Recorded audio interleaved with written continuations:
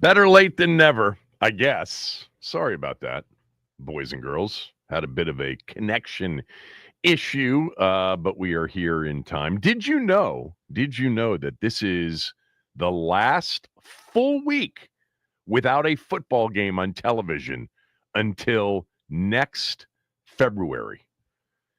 It's true. No football this week, but the first NFL preseason game is 9 days away, 9 nights away. Thursday night, July 31st, the Hall of Fame game from Canton, Ohio. Lions and Chargers, Detroit, a 1-point favorite.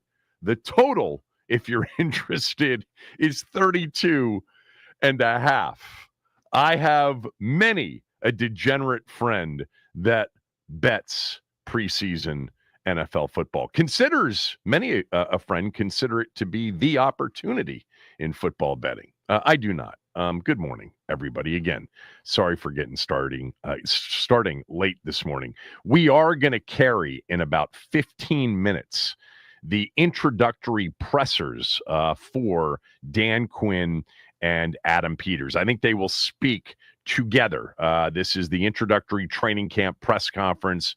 The general manager, the head coach will carry it live and then react to it after it is over. Today is the day in which we will have 30 teams by the end of today in the NFL having reported to training camp. 2 more to go tomorrow. I think it's Pittsburgh and Atlanta are the final 2 teams to report to camp. But we are, at that point on the sports calendar where we're beginning that process of, long, hot, and humid days of team practices and joint practices, all of the position and roster spot battles, 3 preseason games, thankfully not 4. NFL fans dealing with reports and even videos of deep on the depth chart wide receivers making spectacular one-handed grabs, which of course will, eventually lead to conversation about, that player making the team and becoming a future star. Think of Marco Mitchell, Antonio Gandy or Gandy Golden. I forget where the name was before the hyphen. There will be some running back deep down the depth chart that will rush for like 80 yards on 8 carries in a preseason game and will be convinced that the coaching staff can't keep that player off the field when real games begin. Think about Marcus Mason, Mac Brown. There will be a day or two somewhere around the NFL where a second or third string quarterback goes 8 for 8 against air. And, all of a sudden there's a quarterback controversy. Even though, by the way, all 8 attempts against air did not actually include facing a pass rush. I love this time of year. Not really. But there are things that are important. And I think often telling, important would be things like, of course, injuries. Those are the big news items typically that come out of training camp and preseason games this time of year. But other important things are things like the contract situation that we're dealing with here. Where Cincinnati is dealing with, Trey Hendrickson, Terry McLaurin, the 2 big name contract situations. Will they hold in? Will they hold out? Will a deal get done? We'll keep you posted on that. The things that end up being telling typically are not things that come from, practices or preseason games, things that we see, but more so from something a coach says or a coordinator says about a player or a situation. But most of the next 6 weeks or so tends to be almost impossible to decipher from our seats. This is the time of year that is not very revealing for us, unless, of course, it's an injury or, a contract situation getting resolved. We have to wait for the actual games to begin. They don't begin until early September. It'll be here before we know it. But between now and then, just remember some of the, preseason proclamations from the past and how premature and foolish they kind of looked like in the rear view when we got to the regular season. Hell, the regular season fools us in the first 4, 5, even 6 weeks of the season. So July and August, tough to tell. But at least we have finally arrived at the point on the sports calendar where it really feels like we're in countdown mode. Countdown mode to the best sport, football, the most rhythmic of sports seasons, football season. It's the best. And the process of kind of gearing up for that begins, today in 26 NFL cities, tomorrow in 2 more. All 32 will be in by the end of the day tomorrow. Now, when Peters and Dan Quinn begin their press conference, unless there is some sort of big news coming in the next 15 minutes, like Terry McLaurin and the team agree to a contract extension, that's going to be the big topic. I don't know if they'll answer anything related to it, other than to say Terry's very important. Terry was a big part of what we built last year, not only on the field, but off of it, and he's going to be a big part of our future as well. I doubt you're going to get a lot of detail. One of the things that I've actually appreciated about the situation as it has developed over the last, few weeks in particular, intensified over the last few weeks, especially with Terry speaking last week, is that the team has been very mum on everything. There have been, I think I can say this fairly accurately, there have been no leaks from the team on this. All of the information we have, it's come from either Terry directly or from people around Terry, agent and others. There's been some reporting, and there was some reporting over the weekend, and there was a report yesterday, but I have been impressed. Look, some of this is just because of the comparison to what this organization used to be. This organization used to leak like a sieve. It was embarrassing how many people talked. They couldn't keep a lid on anything important. This is important. And we're not hearing anything, no accusatory, no setting the record straight, no, bashing or anything negative of Terry or his camp from the team. We've gotten stuff publicly that was months ago. Terry's a commander. Terry's is a big part of what we just did and what we're going to do. But for the most part, anything that's happened reporting wise has either come directly from the horse's mouth, as it did last week, or from somebody in his camp.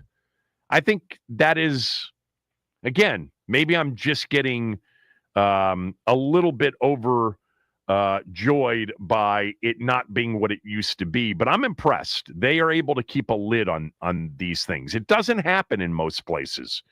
Usually there would be something out there from the team, leaked to a Schefter or a Rappaport or a Fowler.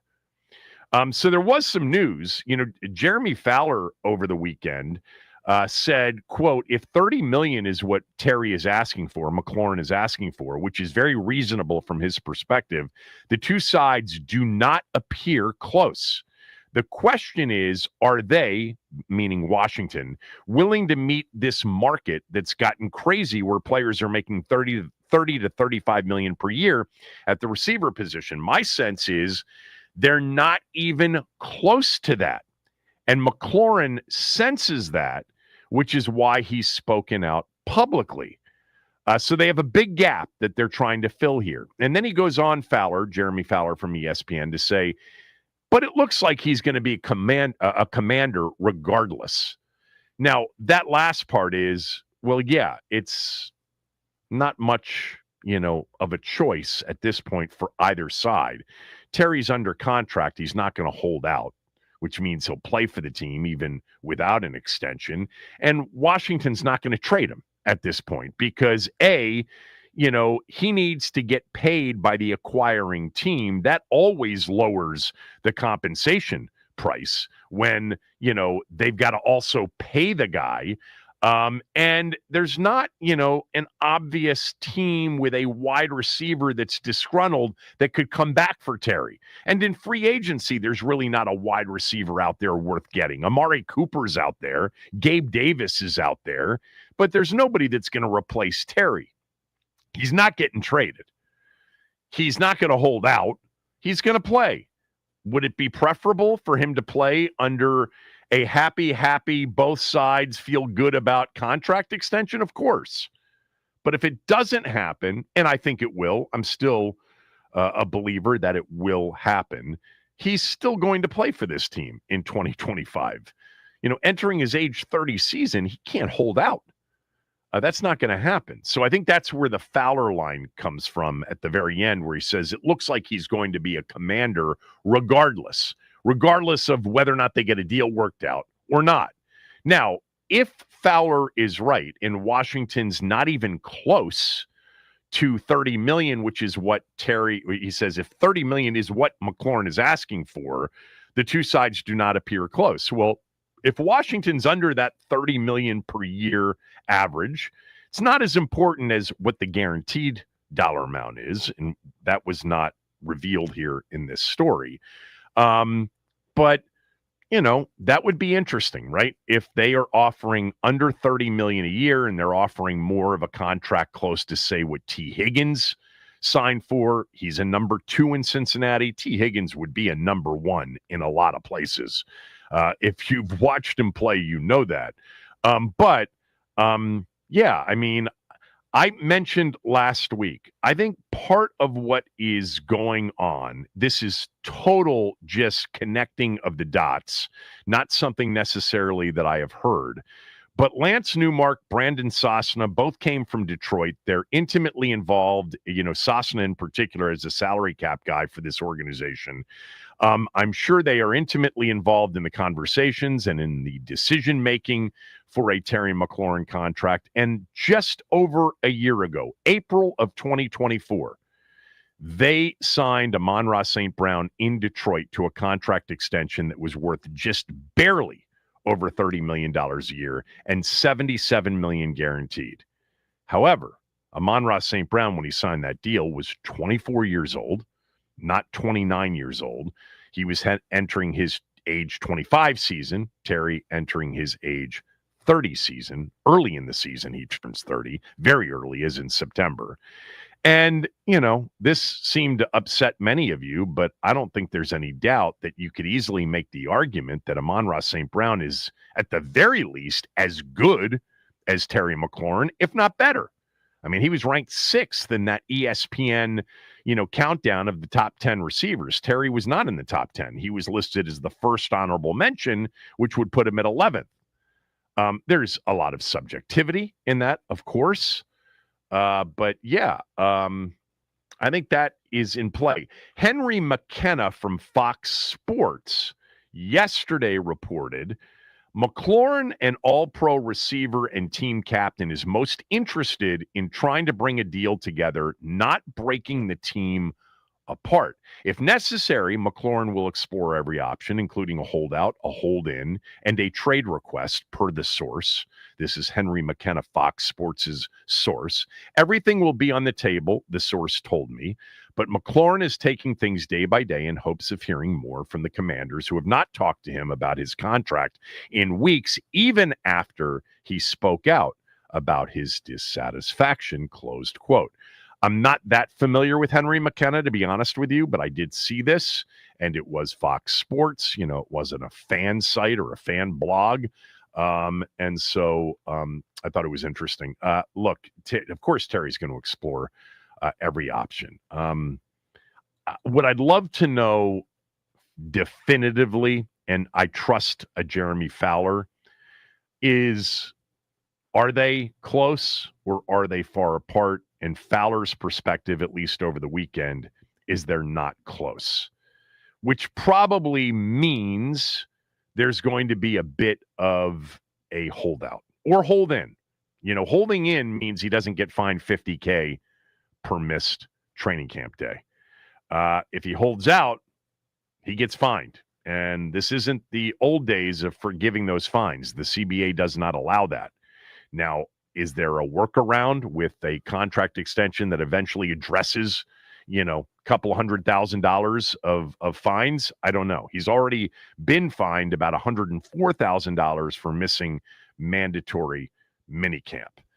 So that is the big story for sure. When Dan Quinn and Adam Peters begin their press conference in a few minutes. And I'm looking at the clock, and it is a few minutes away from the beginning of that. So we'll take a break. When we come back, Dan Quinn, Adam Peters, training camp day number 1, addressing the media. I'm sorry, Chris? What did you say? They've pushed it back a few minutes, but we still need to go to break. So okay, so let's break, and then we will, carry that presser live.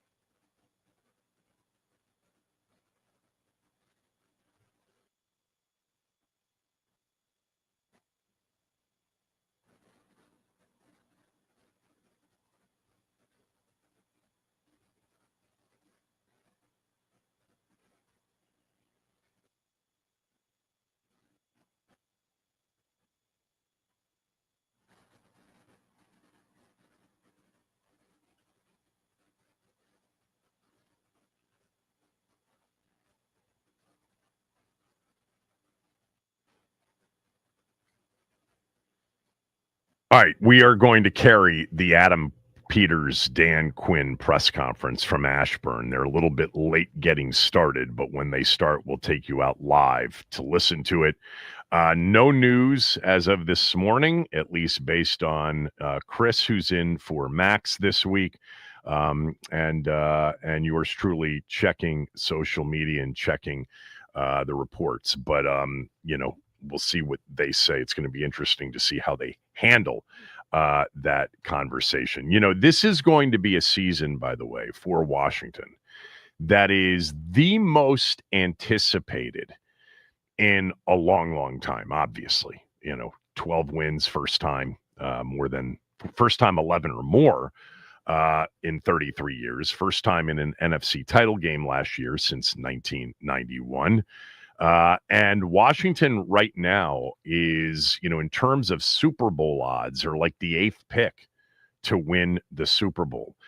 In the NFC, they're the, 4th selection to win the NFC championship. You've got to go back to 2000 to find a season in which the expectations were this high for this football team. In 2000, following the 99 playoff season, they won the division with Brad Johnson at quarterback. Norv Turner was the coach. And then you had the first full offseason of Dan Snyder, Bruce Smith, Mark Carrier, Dion, Jeff George, etc. And Washington was the second pick in the league to win the Super Bowl. They were plus 350 before the season began to win the Super Bowl. The Rams were plus 300. Washington's over-under heading into the 2000 season per Pro Football Reference on wins was 11 and a half. 9.5 is the number heading into this season. They haven't been at 9.5 for any season since 2000 when they were 11 and a half. This is by far and away the most, anticipated, with the highest expectations season Washington has entered into in 25 years. I was thinking about this too. It is a loaded NFC. There's no doubt that the NFC right now is loaded with the defending Super Bowl champions, a team that won 15 games last year in Detroit. And not only did they win 15 games, they got injured on defense, and Washington took advantage of that and outplayed them for sure in the divisional round. But they come back with everybody other than their coordinators. The 49ers were injured last year, but they are thought to be loaded once again if they're healthy. You've got the Packers and the Rams, lots expected from them. In the NFC North, you also have to throw in the fact that in addition to Detroit and Green Bay, Minnesota won 14 games last year. Sam Darnold was the quarterback. We'll see what J.J. McCarthy can do. And you get the Ben Johnson debut in Chicago. The 49ers and Rams out west. The South, again, looks like the weakling of the divisions in the NFC, but Tampa is certainly a possibility to be a threat. Baker Mayfield has really emerged here in the last year and a half as a legit top 10-ish kind of a quarterback. Good for him, by the way. And then you've got the East with Philly and Washington. And a lot of people like Dallas's roster and still think Dallas can compete. New head coach, obviously. And we know what they are when they're not healthy and what their depth situation is. That's another thing, by the way, to keep an eye on during training camps is the Micah Parsons contract situation. According to reports, he is going to report to training camp, or has reported to training camp, but he doesn't have a deal yet. He's got to get signed to a long-term deal. It seems to be Jerry's MO to wait. And they've already waited through a Myles Garrett deal, through a TJ Watt deal. Micah's younger than both of those players, so he is, I'm sure, gunning for the Watt deal which eclipsed the Garrett deal. But the NFL season for our group is the most anticipated in years, and obviously the number one reason for that, more than anything else, is Dan not being the owner, but really that they were able to draft a quarterback that looks like he is going to be one of the elite quarterbacks in the game. We are standing by for the Adam Peters, Dan Quinn press conference. I will, on the show today, address the Trump tweets or whatever you call them from Truth Social on Sunday, and talk about that a bit. You know, one of the things that I was off of radio for was the signing of Von Miller last week. $6.1 million for a year, $4.4 million in incentives. Love that. You know, not like just a prove it deal. I mean, they're expecting something from Von Miller, and the numbers say that Von Miller can still rush the passer. And he did so last year in Buffalo. I'm fine with Von Miller. I think I would have preferred Clowney or even Zadarius Smith, but I'm okay with Von Miller. I think it's going to be interesting to see how he's used. I mean, no doubt that he is coming in at his age, 15-year veteran, 36 years old, to be a situational pass rusher. He's going to be in the game for 30 to 35% of the snaps, and that will depend on score. Like if Washington's got a big lead and the other team's throwing a lot, it may be more, but it's going to be, you know, third and passing situations, second and long passing situations, end of half, other team has the ball trying to score, end of game, final 2 minutes, other team needs to score. That's where he's going to play. He is not going to replace Dorrance Armstrong on first down. I don't see that happening at all. I think Dorrance Armstrong actually came on last year. I'm expecting decent things from Armstrong this year with the way he ended the season. But we're going to get him as a specialized pass rusher. And I was thinking about this. You know, he's played primarily on 3-4 teams in Denver and in L.A. When they won the Super Bowl as an outside linebacker. And when they announced his signing, they announced him as an outside linebacker, you know, not as a 4-3 defensive end pass rusher. Could Washington potentially play some more 3-4 this year as a base defense or more five-man fronts, right? Because the 3-4 is often a five-man front. Same thing.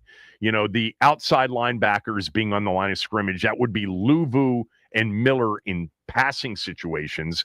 And then you could take your three best interior guys and put them inside in terms of pass rushers. Maybe that's Johnny Newton. Maybe that's Deron Payne. Hopefully it's Deron Payne this year. Maybe that's Kinlaw.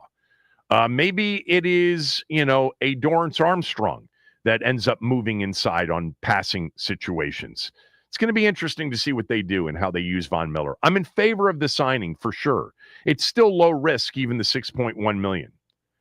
Are we ready to go? Chris? I'm sorry? We should probably break first and then come right back for it, but All right, you want to break and then come back for it? We'll do that.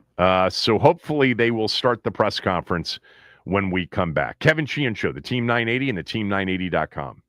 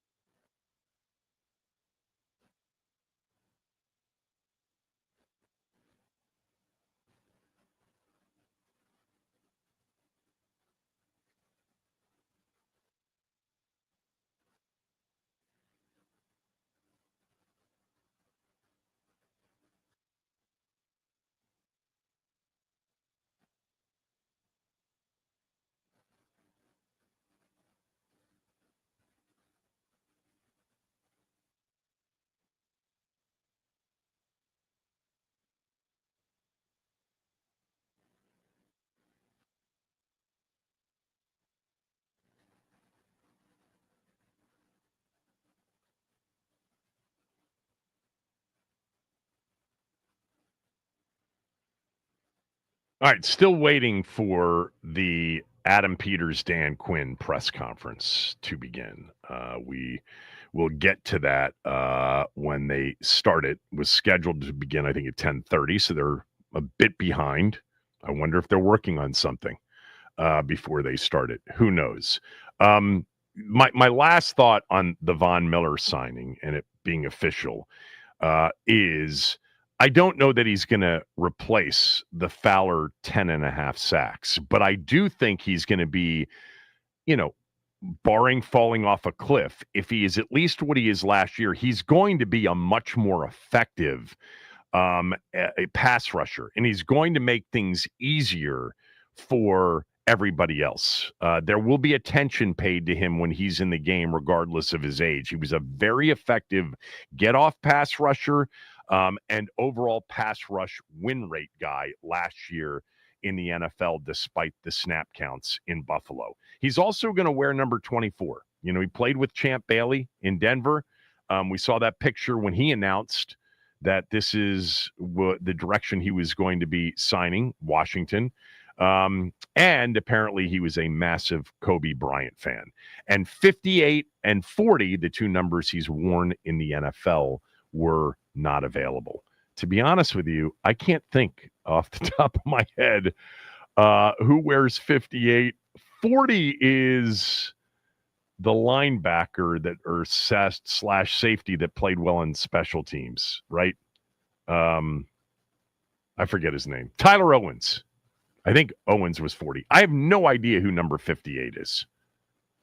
Okay, here we go. Let's go out to Ashburn for Adam Peters and Dan Quinn.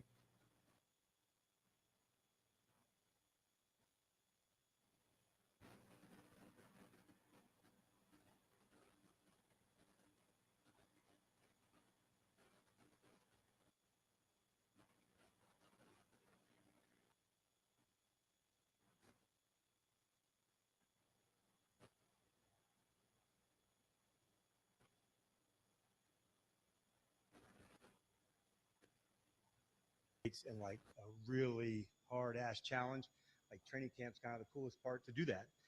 You can imagine a DB trying to match wits with Jaden, or being a running back in the open field against Bobby Wagner and that kind of tackle, like the guy's absolute tackling G.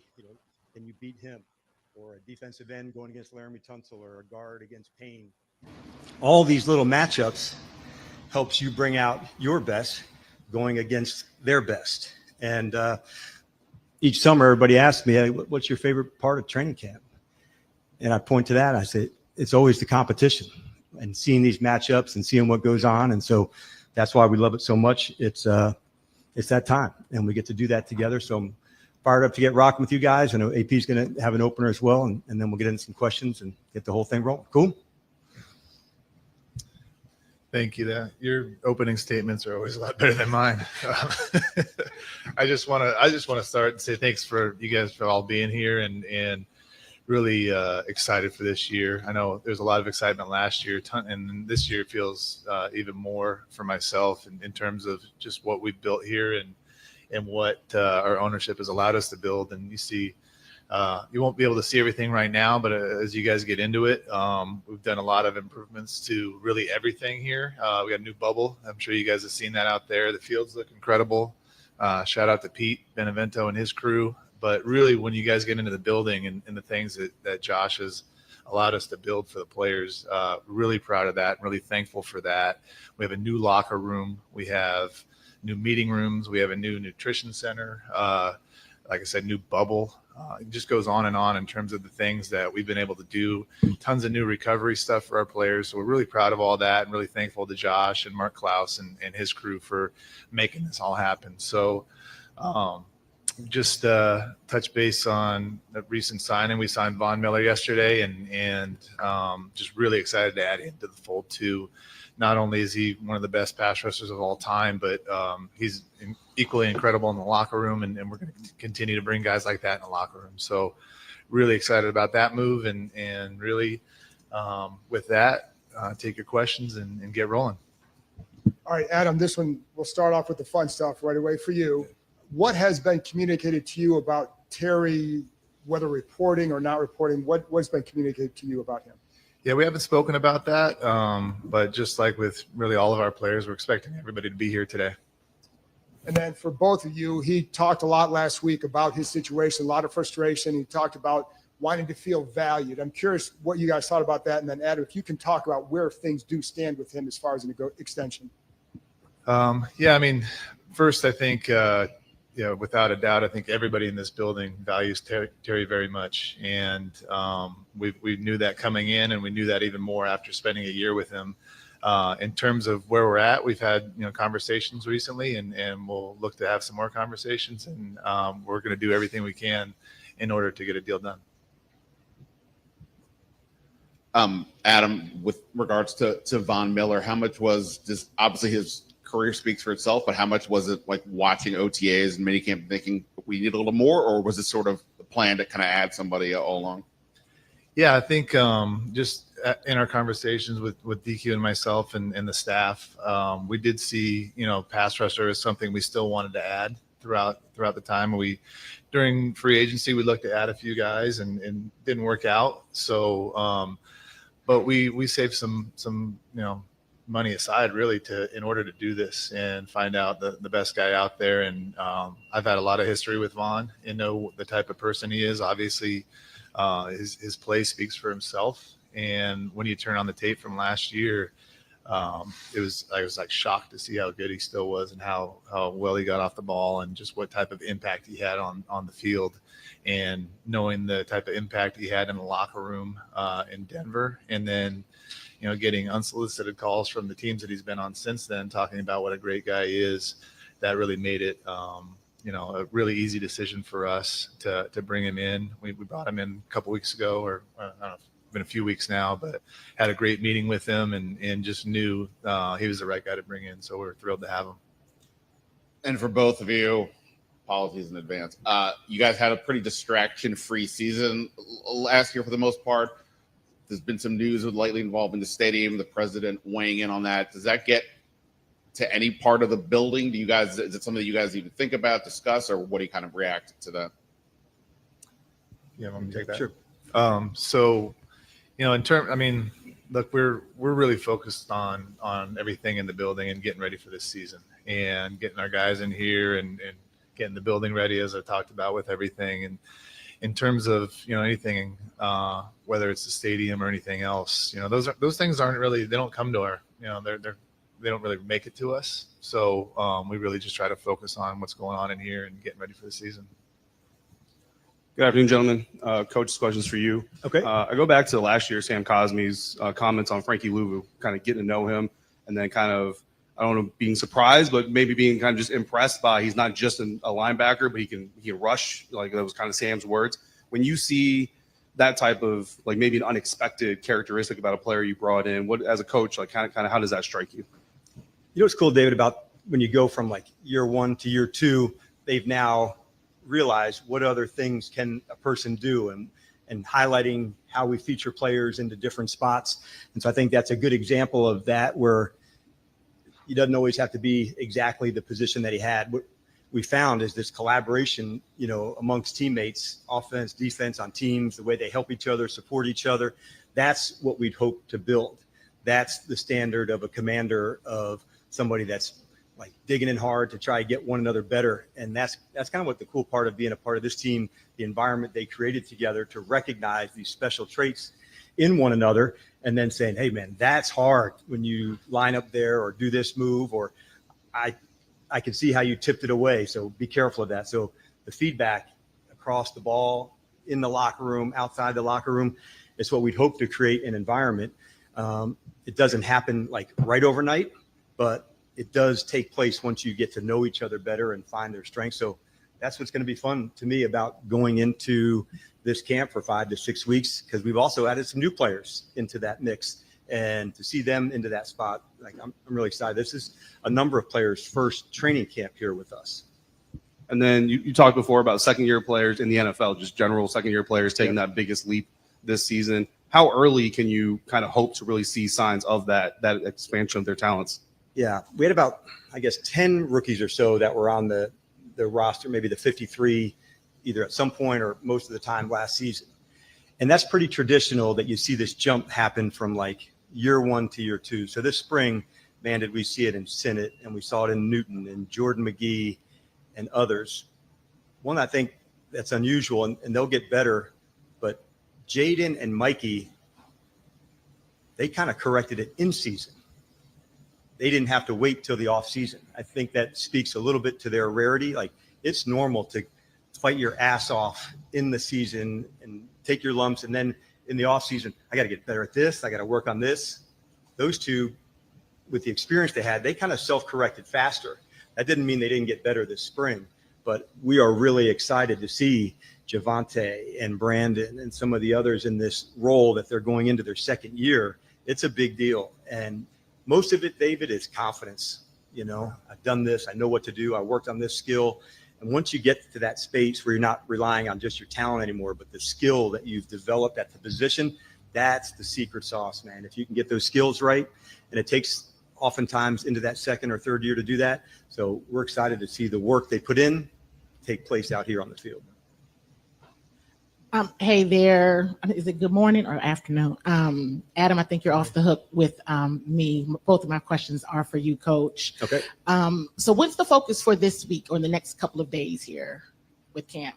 Yep. So we start off, we're going to emphasize from a team standpoint, we're onto the practice field, and it's a ramp up. So you don't want to go 0 to 100 miles an hour that fast. So the practices will go in length. We'll even start on more of a condensed field. So the ramp up is designed to maximize, you know, the player for their safety to where they're going, and then we'll build up into it. So the first 3 days, first one is just helmets, and then we call it shells, where it's just lighter pads. And so we'll work our way into pads. So we're not going to miss one step along the way of their development. And that'll really go all the way through the next week. And then the following week, we'll go up to New England. We'll have a practice there before the preseason game. So we're just not going to miss the steps. The installing of the system, that's what it's all about, Candy. If we can get that part right and find the right drills and put the people in the right spots, everybody has a lot of the same plays. It's not what's called, it's how you do it, how you can execute it. And so that's what the real teaching goes on here over the next few weeks. How sharp can you get at your skills?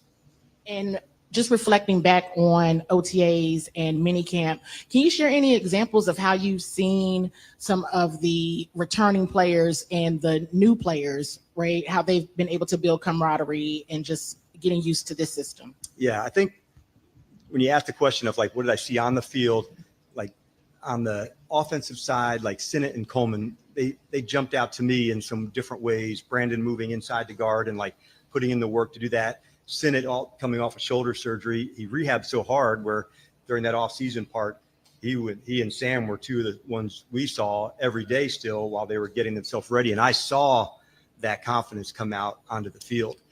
As far as onboarding new players, it was the rookies who arrived a few days early here. But in the off-season, the veterans who were new, the rookies who were new, knowing this is our standards, this is our expectations of how we do things here. To see that take place, that was a big deal because you do have to fast track those relationships, Candy, to be as strong and committed as we can. Hi. Hey, Dave, welcome. Wow, it was such an easy commute today. It's amazing. We're glad you're here. Yeah, one for each of you. You just mentioned Brandon. Obviously, Sam and Biotish had a great chemistry last year with the line calls and the checks and everything. Right. I just wonder, how up to speed is Brandon with that already?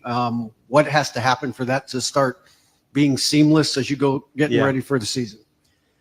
Well, the first thing is the communication, playing next to somebody. And so with Laramie and Biotish and the voices and the calls, making sure those happen. The good news at that position, it's in the meeting rooms, it's in walkthroughs, it's on the field. And so I was pleased to see all that development take place for him. And he's had experience at it in college, so it wasn't so far off to change that. But we didn't move him around in the spring. We really said, hey, this is where we want you to lock in and go focus on. For Adam, you have a lot of moving parts with Terry.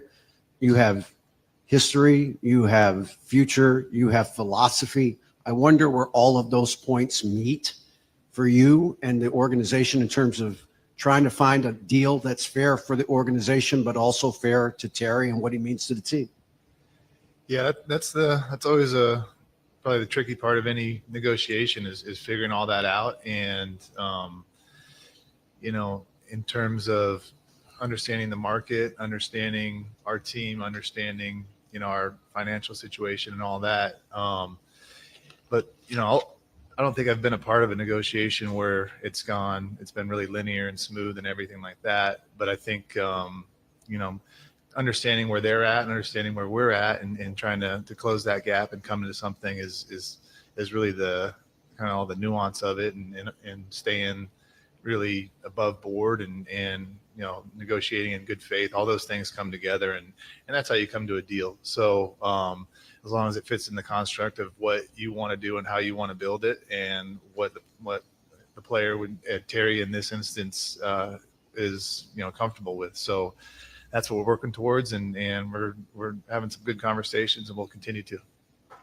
For Adam, you had mentioned your past relationship with Von Miller and his kind of value in the locker room, but from the outside looking in, he's also someone who's had a couple of off-field suspensions in the past. So when you're maybe talking to fans, how heavily do you weigh those kind of off-field concerns and try to relay that to fans when you're making those kinds of decisions? Yeah, it's a great question, and certainly, there's a lot of people, a lot of players. You look into we always look into everybody's background, right? And some are more public than others, but there's always things where people make mistakes. We're all human beings, and you look at those each kind of individually. Each situation individually. Try to get the most information you can and make the decision based off that. It's not always, what you read. It's not always, what you hear first off. We all know that in the news. You really got to do your own work. And we have a lot of people that do that for us. And then you either are comfortable with it or you're not. And with Vaughn, knowing the type of person he is, knowing, the nature of situations, we felt really comfortable with that. And we did a lot of research to back that. Yeah, and also for you, I'm sure Coach would hate saying win Their now. training camp introductory press conference in Ashburn here on the Team 980. For Debo, trading for Laramie, signing Vaughn, those are all very, trying to capitalize off of last season. When you're looking at building this roster to contend, how much do you weigh Jaden's contract, whereas how valuable it is now and how much he's probably going to be making in a few years?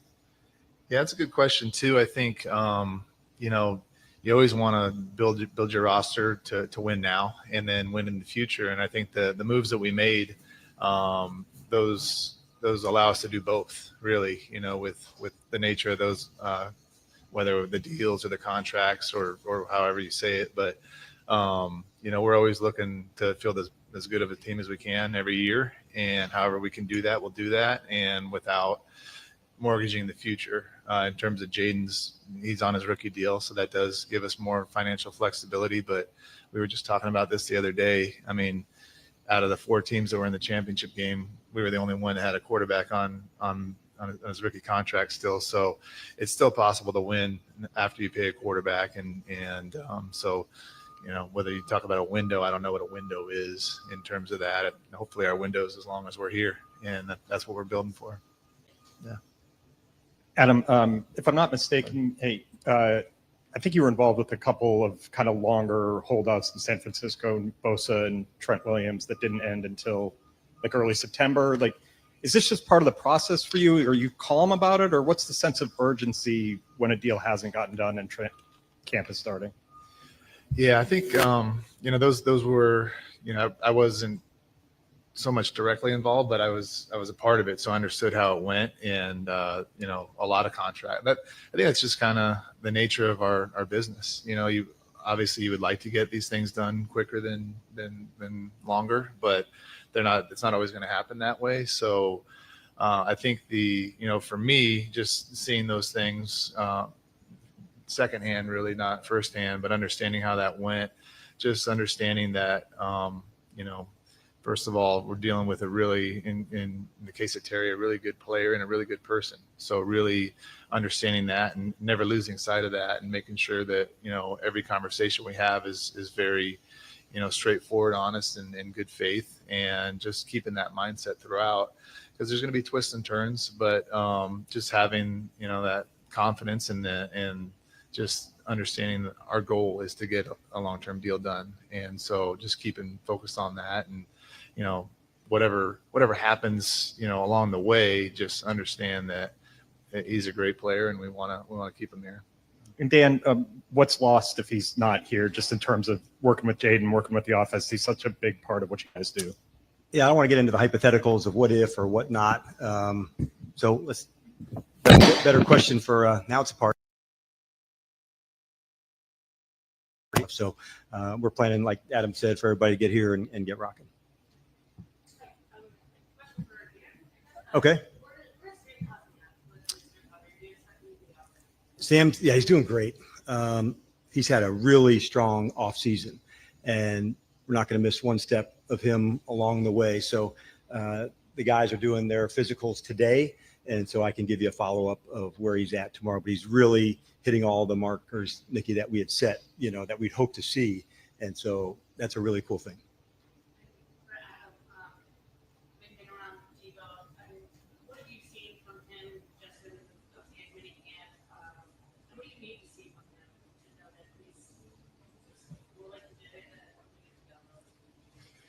Yeah, I think with Debo, what I've seen is, and I didn't see him as last year in San Francisco, but just he's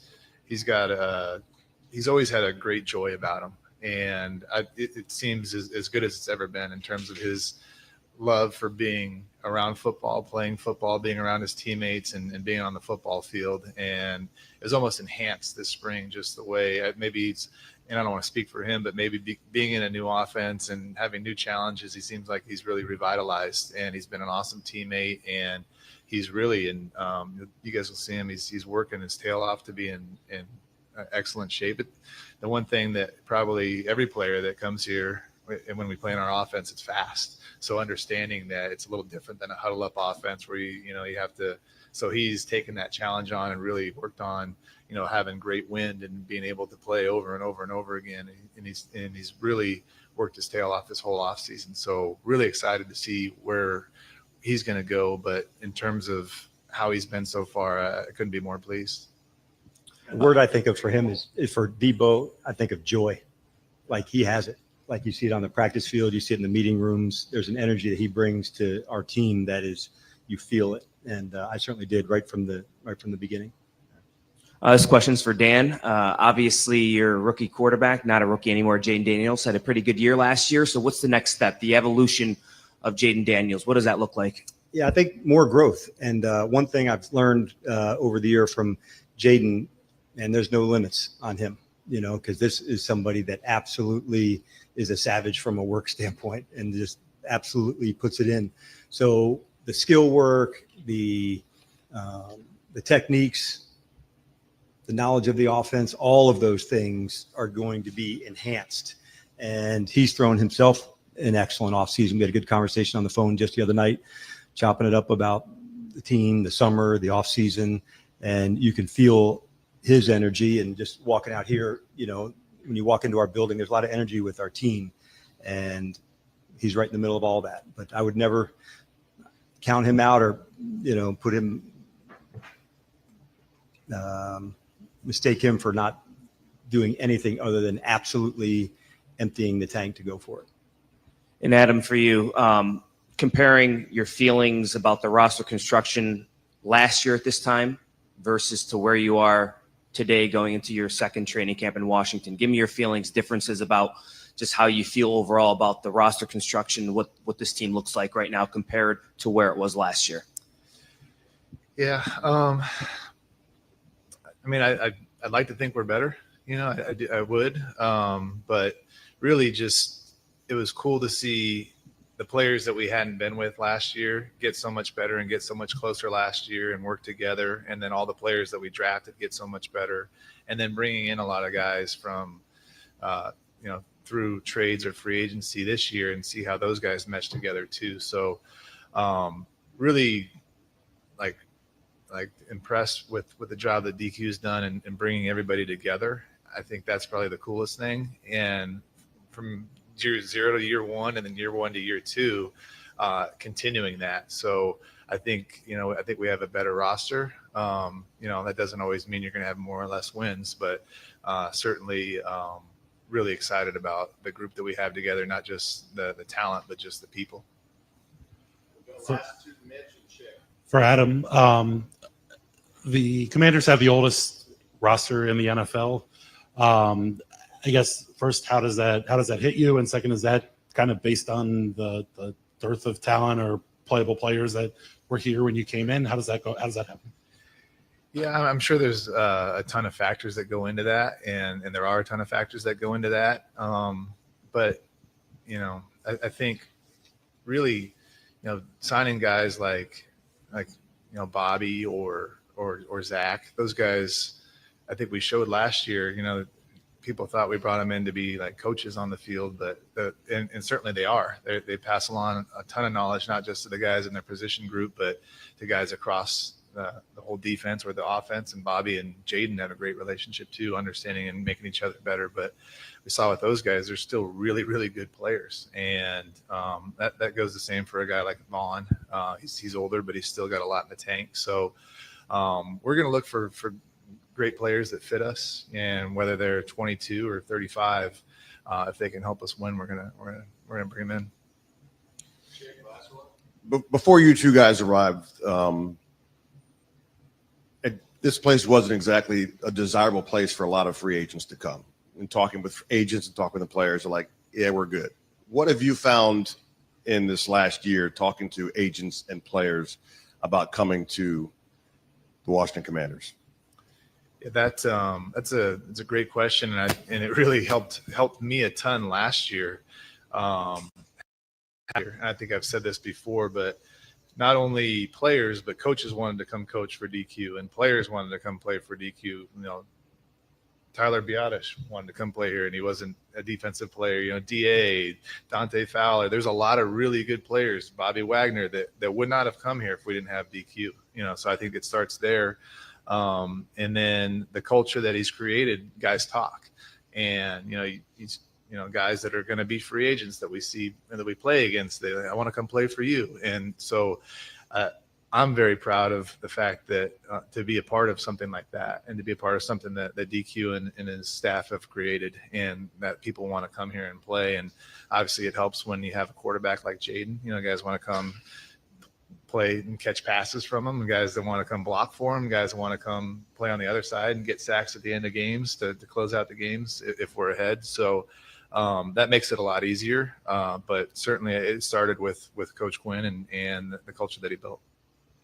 I think together with Adam, we're proud of the culture and the environment that's getting created here, and it's through the players and their connection to one another, how hard they're going to go for one another. And so as special as last year was, like, it's on to this and this journey with this crew, and man, like, we're so pumped to do that, and so we're not going to miss one bit of it. So it's an awesome time to be here and get rolling with everybody. But I think together, that's one thing that we're really proud of, and we work hard at that part to make sure this could be a place where you can absolutely be your best self, and also as a team. And that's a really lofty goal, but we're going to go after it as hard as we can. All right. Thanks, guys. Thanks, guys. There you go, everybody. Dan Quinn, Adam Peters, for roughly 30 minutes, somewhere around there. Several sound bites on Terry McLaurin, and I actually loved that last answer to the question about culture. We'll recap it all. If you want to jump on the phones, 301-230-0980. What did you hear in terms of how close or how far away they are with Terry McLaurin? And anything else you want to add from Peters and Quinn addressing the media on day one of veterans reporting to camp. Kevin Sheehan Show, the Team 980, the team980.com. You can also stream us, watch us on our Team 980 YouTube page.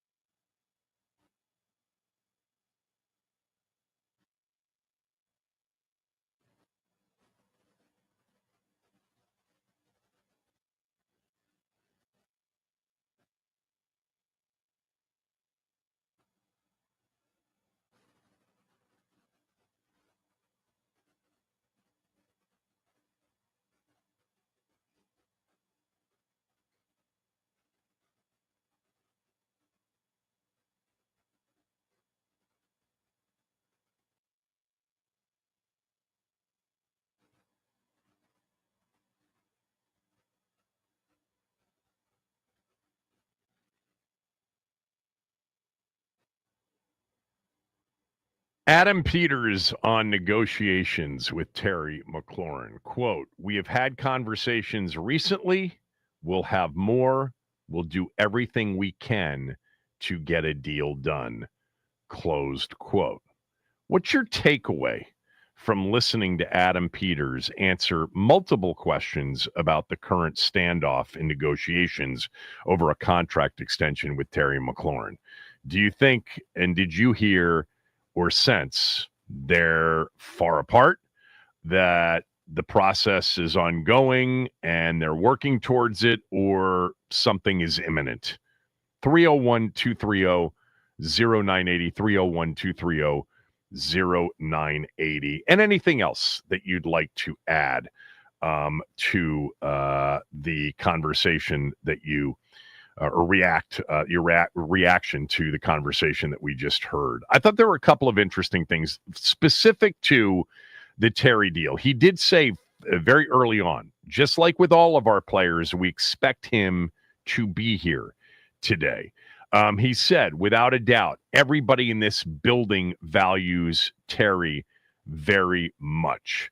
And he said, with respect to this negotiation, it's just kind of the nature of our business. Obviously, we'd like to get things done quickly, but it doesn't always happen that way. We're dealing with, in the case of Terry, a really good person and a good player. So there are going to be twists and turns, but having that confidence and understanding that our goal is getting a long-term deal done, we'll keep focusing on that. I don't know where they are on this. The Fowler report from over the weekend would indicate that there is some distance between what Terry thinks he's worth and what the team is willing to offer Terry. I didn't hear anything that would indicate they're close. I also didn't hear anything that got to the point where you sensed any sort of, frustration from the team's standpoint, like we did from Terry last week, or like we have heard from Terry's side for, a month plus now. And I think the team is smart. Adam Peters is good in these situations. He's not going to, reveal much. He's certainly not going to take the opportunity to set the record straight on any of the other reporting that's out there.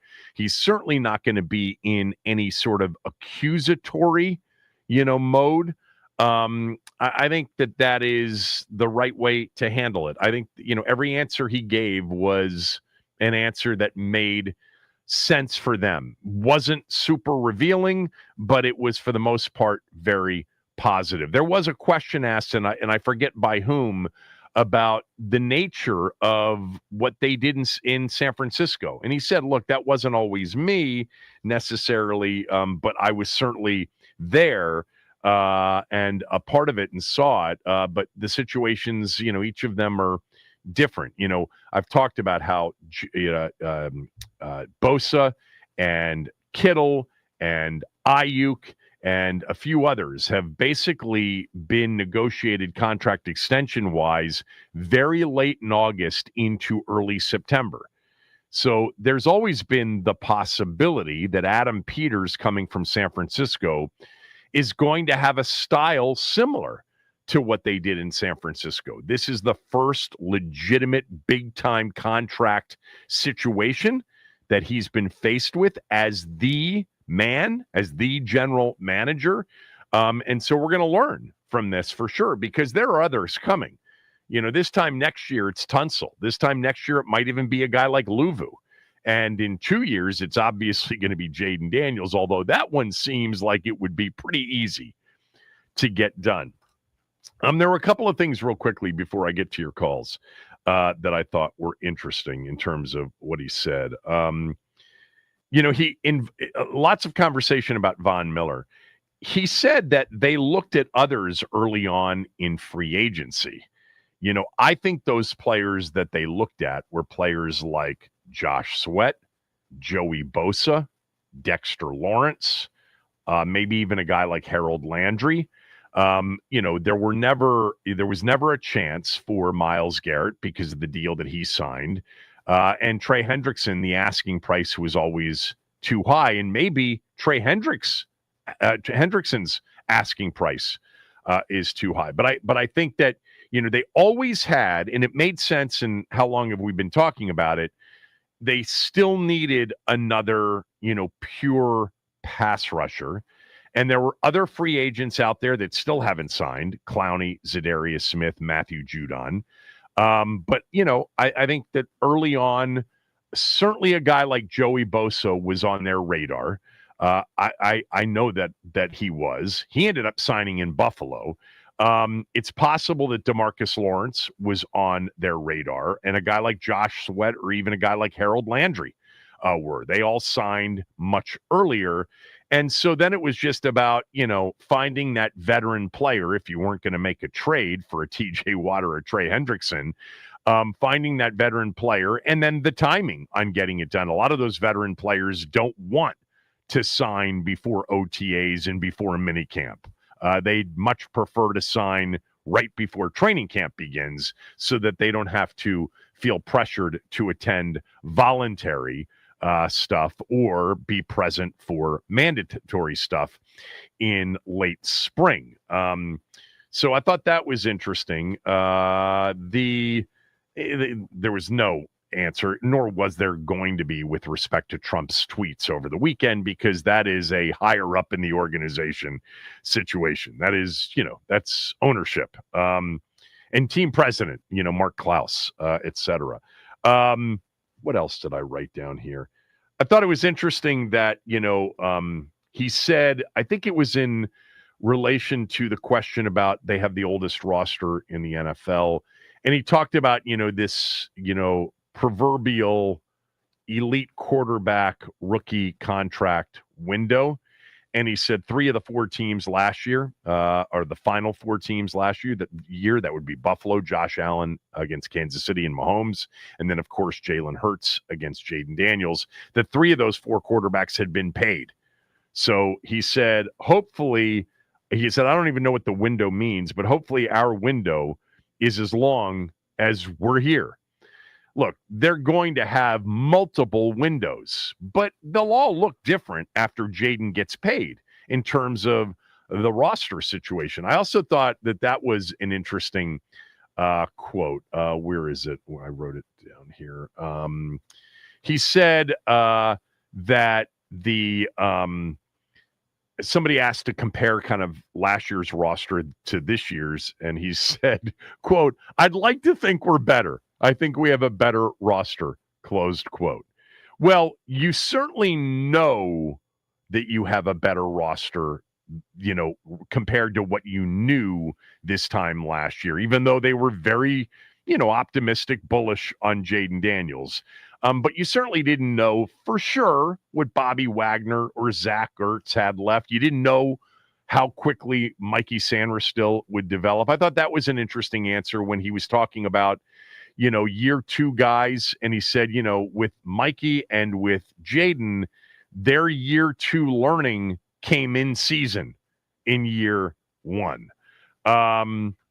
He said about Von Miller, by the way, very impressed with the year that he had last year when you turned on the tape and went back and watched him last year in Buffalo. What else? Oh, the very last question about culture. I think Chick asked that question. I love that Adam didn't try to take any credit for it.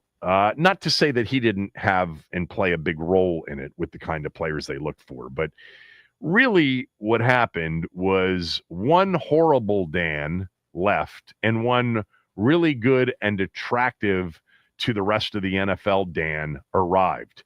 The hiring of Dan Quinn, which was always, very top of the list in terms of their candidates, despite what people reported and talked about at the time, it was all about what they thought he could do as a head coach and bringing in people and attracting people that would change the culture quickly. And Peters gave Quinn all of that credit. Without DQ, a lot of those guys would have never shown up, despite the fact that Snyder was gone. That was certainly helpful, that it was a different organization and it wasn't the perceived cesspool that it was before.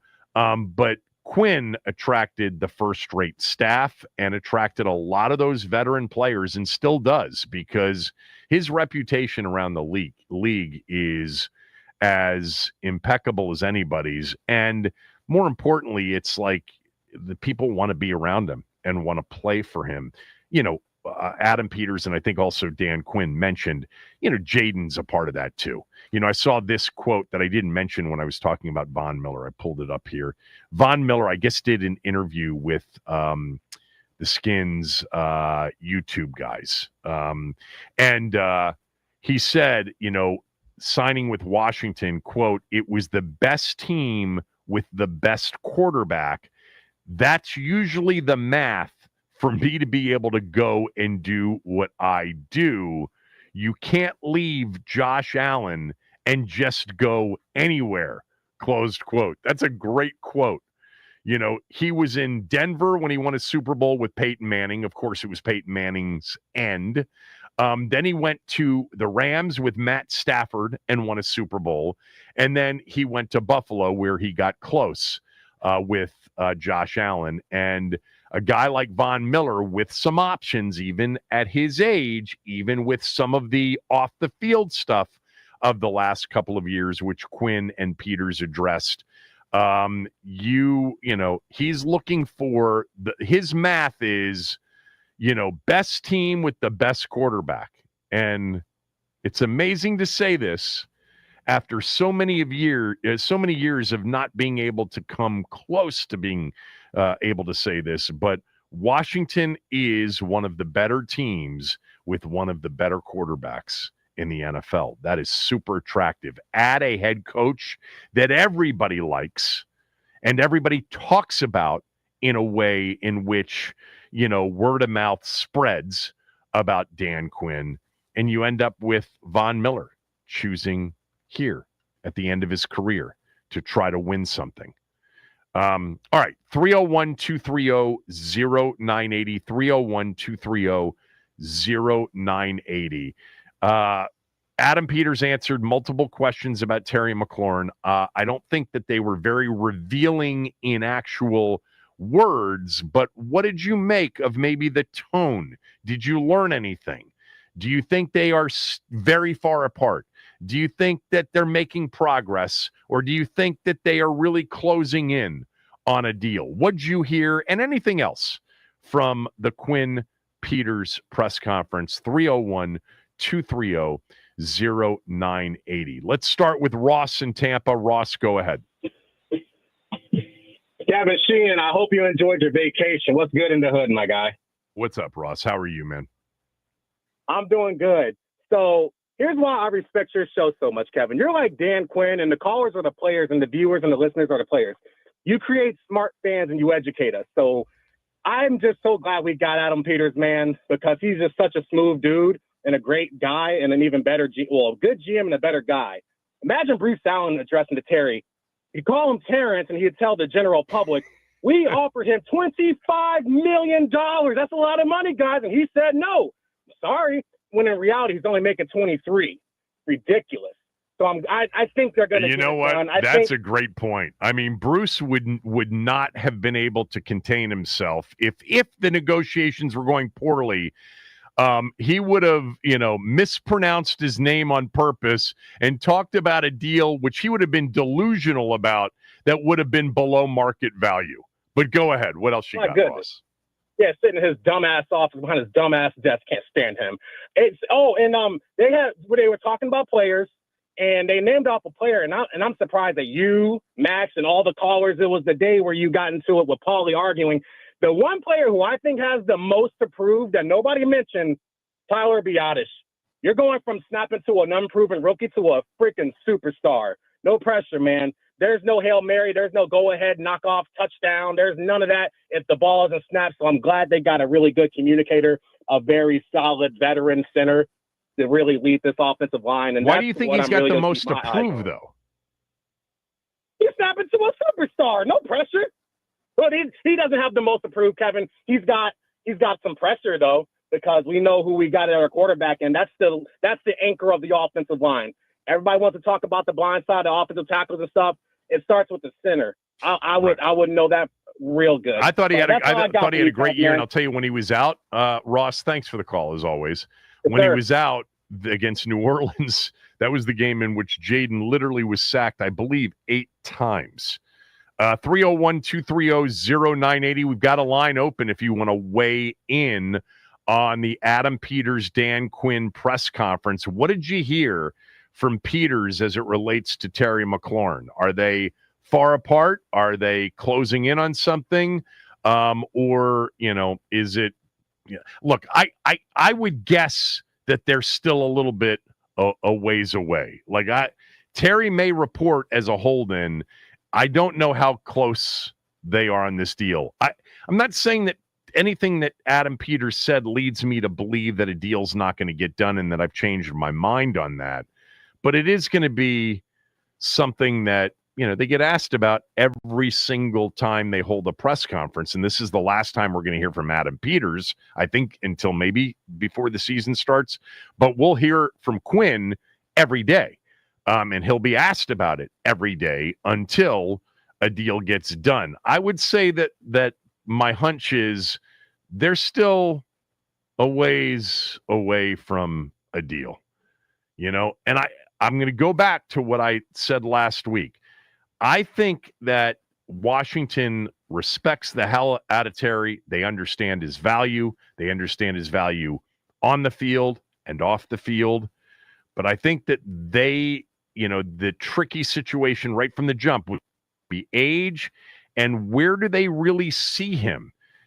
Is he at that level of deserving $33, $34, $35 million a year? And I'm not even sure that's what he's asking for. And the guys in Detroit that are now with our team, Sosna and Newmark, did a deal 15 months ago, 16 months ago, with Amon-Ra St. Brown at 24 years old for just over 30 and 77 guaranteed. And I'm sorry, I know this upsets many of you. He's as good, if not better, than Terry. So if he's asking for a lot more than that 15 months after they did that deal, there may be a bit of a disconnect with what Terry believes he is and what the management and negotiating team for Washington believes he's worth. Ralphie in Rockville. Ralphie, go ahead. Hey, Kevin. Ralphie, you there? I thought, yeah, I'm here. Do you hear me? Yep, I got you now. Yeah, perfect. I found it interesting. We finally know what the secret sauce is now. When DQ answered that question about Terry and Jaden adjusting in midseason and getting down the technical side of the game down. So I thought that was a little interesting. And then I also thought David Aldridge asked a great question because AP brought up the team's financial situation again. And I'm wondering if the team, like you said, is having some, troubles with the cash because, when he talked about the financial, this is not the first time he's mentioned the team's financial situation. So I found that kind of interesting. And then also, you know what, Ralphie, tell me what he said there, because there were a couple of moments, and there were a couple of moments where it kind of broke up the connection with me and the presser. I think I heard David's question, but what did he say specifically? He answered a question about cash constraint. No, he said because David Aldridge was trying to get to he was wondering if this was the philosophy going forward about negotiating with the player, and then about the style, about waiting it out. Correct, right, and then that's when AP brought up that he said he wants to be fair to the player. He wants to understand the market, and then also he said the last but not least, the team's financial situation.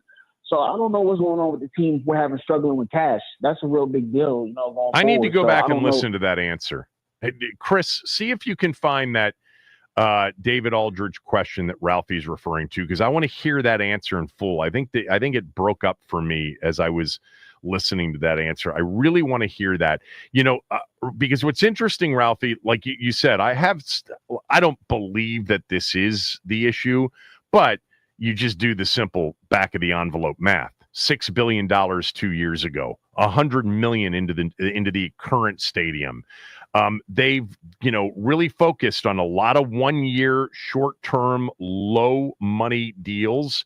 There were some last year, like Frankie Louvu, obviously multiple years, Austin Eckler, this year Kinlaw, and a few others. But this is the first, big outlay of cash for a player. By the way, waiting on this, it's cash flow. It's what they call in the trade float. If you don't have to pay him until September 5th, and you don't have to put the rest of it into escrow until September 5th, that money's still working for you somehow, some way. And, the market's been pretty good to that money, I would assume, over the last month and a half. But anyway, that's completely beside the point. I want to hear that. I don't think that they're in a situation where they can't afford it, Ralphie.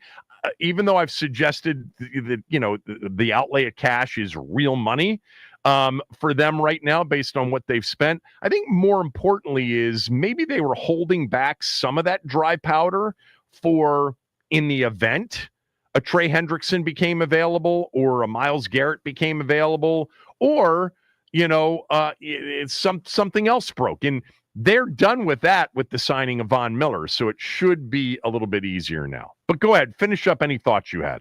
Didn't mean to cut in like that, but it's interesting what you brought up. No, those are great points. I think we're all relying on you because you're the one who really keyed in on that when he was talking about it at the combine about free agency, and we're trying to figure out if the team is really if the team doesn't have enough cash. So that's something to really keep an eye on. And this AP keeps bringing it up. So it obviously must be something. And I think that Terry will get a deal done with Terry. I mean, he verbatimly said that we'll do whatever we can to get a deal done. So I don't have no concerns about that. And then I'm also really happy that Cosme's doing he's doing great.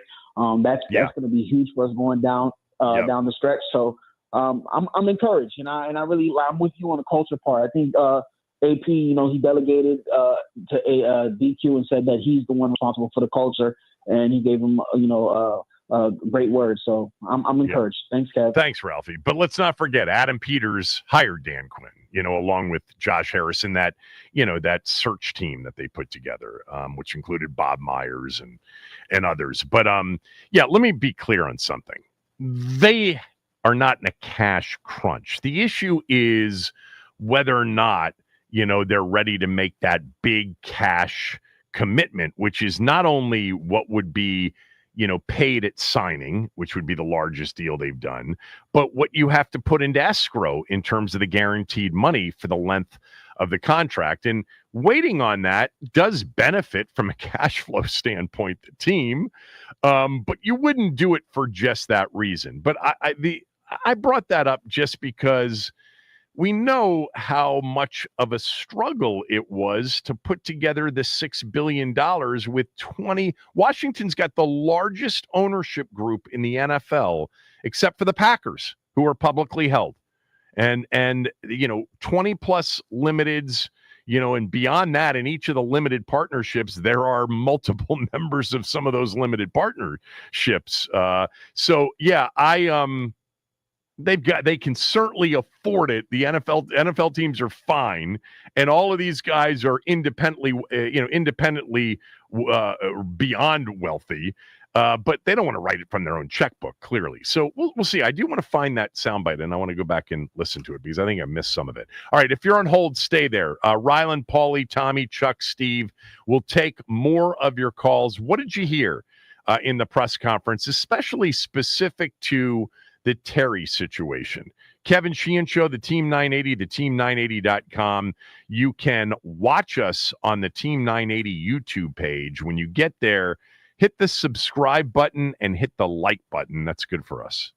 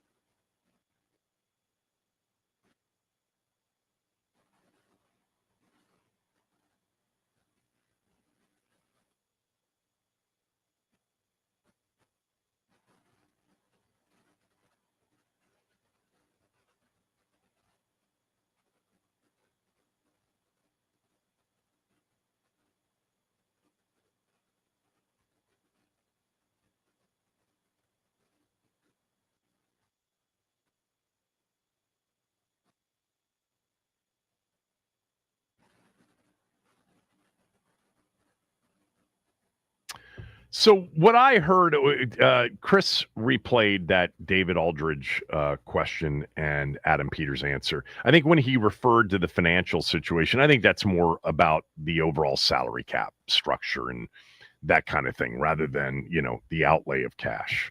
That's what I would guess from that. But Ralphie, thanks for bringing it up. 301-230-0980.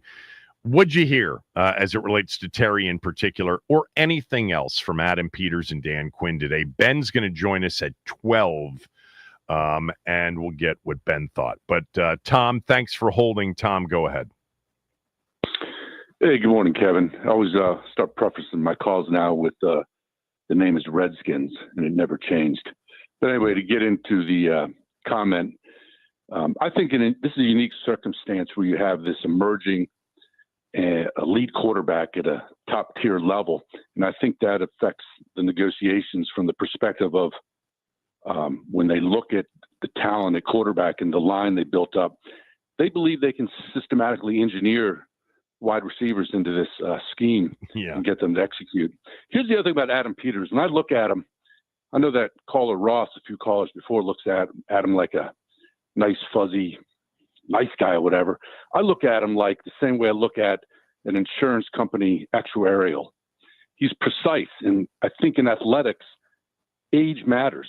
Age is a huge determinant when you factor in predictable models for signing somebody. So in this particular case, Terry McLaurin's age does matter.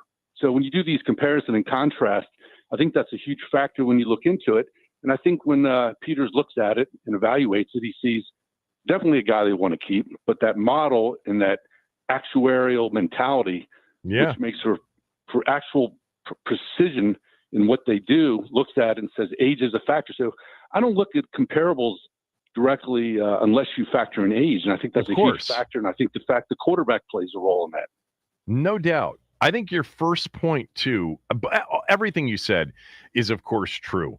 But your first point goes back to, last week when ESPN came out with that wide receiver list, and Buffalo, Kansas City, and Baltimore didn't have one receiver in the top 10, didn't have one receiver on the honorable mention list, and didn't have one receiver in others receiving votes. There is no doubt that elite high-level quarterback play elevates everything around it. And they get that, and so they're not going to overpay the market when they've got the quarterback they have, especially if the receiver in question is turning 30 years old and perhaps at the back end of the contract, those premiums are going to keep rising to insure them. I think one more other factor is some of the callers and yourself actually touched on it with Dan Quinn. And I think that I'm not a big believer in all this cultural talk. I believe winning is what matters and hoisting Lombardi. That's my bottom line. But I think with Dan Quinn, Terry's leadership and all these qualities that are on his resume, I think that they would resonate better back in the old days when this team was so dysfunctional, from the ownership to the general manager to maybe some coaching issues. But now that you got a guy like Dan Quinn reinforcing this cultural shift in mentality, it actually, in a weird way, devalues that need from Terry. I totally hear where you're coming from on that too. Not to mention they have a lot of other players that they've brought in that are high quality culture guys as well. It was much more important in the days of nobody else in the building and this being isn't of high on quality. Terry. Tom, thanks. Really good call. I appreciate it. I want to get some others in here before we jump to Ben. Chuck in South Carolina. Chuck, go ahead. Hey, how you doing, Kevin? I'm just gonna be real quick about it. From what I gathered out of the press conference, I heard a head coach and I heard a general manager that was very calm. They sound and seem to be honest, and I just felt like they had a plan all along to just take care of free agency and then come back and sign Terry. I don't think, without a shadow of a doubt, I think they really want to sign him, just like they said. I agree with that. They want to sign him. You know what I'm saying? I just think they wanted to take care of other business and then come back and sign Terry because they know they need. He's a great character, locker room guy, good, and then you see how the camaraderie that he had with Jaden Daniels. I just can't see them getting Debo and then getting rid of Terry. I mean, you know, I feel very confident. And another thing, they not shady. So I believe in what they said. You know, well, what we I'm dealt saying? with shady for so long. We know shady when we see it. Right. Chuck, good call. And you know, Yes, sir. the interesting thing about the Terry situation, I do believe that they are being sincere. They want Terry to be a part of the team on a long-term contract. They also know that he's going to be a part of the team regardless of whether or not it's a long-term contract. And I think even the idea of paying, you know, a bit of a premium isn't off-putting to them, but there's no way that they're going to set a precedent where they're paying like premium plus. They just don't want to do that. And maybe that's where they are. Let's go to Steve in Upper Marlboro. Steve, thanks for holding. Go ahead. Hey, Kev, real quick, man. All I want to say, man, as far as the news conference, man, those guys did just was expected. They've been on point. But listen, what I want to say in general, man, we have a whole different management group. These guys got 6 billion reasons to do the right thing. So everybody just needs to relax and allow them to do what they need to do. And they're going to sign Terry. Ain't no doubt in my mind. Terry's going to get signed. But what we don't need to do is trying to create a whole lot of unnecessary pressures. Everybody has their opinion on the way that this is going to go. They're going to sign Terry. I mean, they have every reason in the world to get that kid signed. So just relax. Everybody just need to relax and quit worrying about Terry. Terry's going to get signed. That's all I have to say, Kev. All right. From your lips to God's ears. I think it'll happen too. I feel very confident that it'll happen. I also am, you know, I'm siding with the team or trusting in the team that they're doing the right thing and handling it the right way. I also think those that have reacted over the last month and a half as, oh my God, they're treating him so poorly, I'm really upset. If they don't get him signed to a long-term deal, again, I think that's a long shot. I just don't think that, for me anyway, I can only speak for myself, that it would impact the way I feel right now about Adam Peters, the front office, Dan Quinn, etc. I would trust that they, you know, did the right thing, and perhaps Terry was just asking for something that was beyond what they were willing to do. Paulie, finish it up for us. Go ahead. L to the W. What's going on, big guy? What's up? Listen, man. I heard of a lack of sense of urgency. I heard a little bit of arrogance, and I don't like it. The off season's over with. Contracts, signing your players, that's for the off season. Season started today, and we still talking about Terry McLaurin. Like you said, Adam Peters is not going to talk anymore. Dan Quinn will be, and he's gonna have to field this question every day. This is an official distraction right now. Now you talking about premium. I don't see where Terry is trying to break the bank or trying to be the highest paid wide receiver. This deal, if it ever gets done, is going to be a bargain in a year. It's going to be a super bargain in 2 or 3 years. Yeah. Like, let's get this man. If you're not going to sign him to a deal, get rid of him so we can move forward with. Get rid of him? How? If you're not Why? going to sign, I don't know. Listen, if you're not going to sign him, because you're afraid of a get rid of him. contract, you're a training camp distraction. Listen. David Aldridge brought up Trent Williams. Was it David Aldridge who brought up Trent Williams? And I started thinking, like, that's right. They did go through the same thing with Trent Williams. And Brandon Ayuk and Kittle and Bosa. I've mentioned that many times. That was their style in San Francisco. Me too. And what happened? They all got. I don't know. They won a hell of a lot of football games. No, they were in You championship talking about games and in head. Super Bowls. Trent Williams. I brought up Trent Williams because I brought up the other guys earlier. I forgot about Trent Williams. Trent Williams got injured. You know why? Because they're older players and they're not getting ready for the season. Okay. This is officially not getting ready for the season. We're talking about contract negotiations, and training camp starts today. That's a It's a better distraction. answer than your first answer, that it's a distraction. Sign him. It's a better Sign him, answer to man, say you're or get rid of concerned him. that if he doesn't get Let's into move camp forward. right away, even though the season actually isn't starting, it starts in early September, but the training camp portion of the season starts now. That's, to me, Right, 'cause a it's part of the reasonable season. You just position. I'm said it. concerned he's going to get hurt and have a soft tissue injury It's because he not about wasn't here from the concerning- jump. It's not just about getting hurt. It's about preparing for week one without Okay. distraction. This is a distraction. If he comes to in the a week team, and a half to the from now, players, are you going to to be Dan concerned about Quinn, week one and his For preparation? Dan Quinn, listen, if they get it done in a week and a half from now, it's still going to be a distraction for a week and a half for Dan Quinn. Okay. It's a distraction to the team, man. Get this thing done or get him out of here.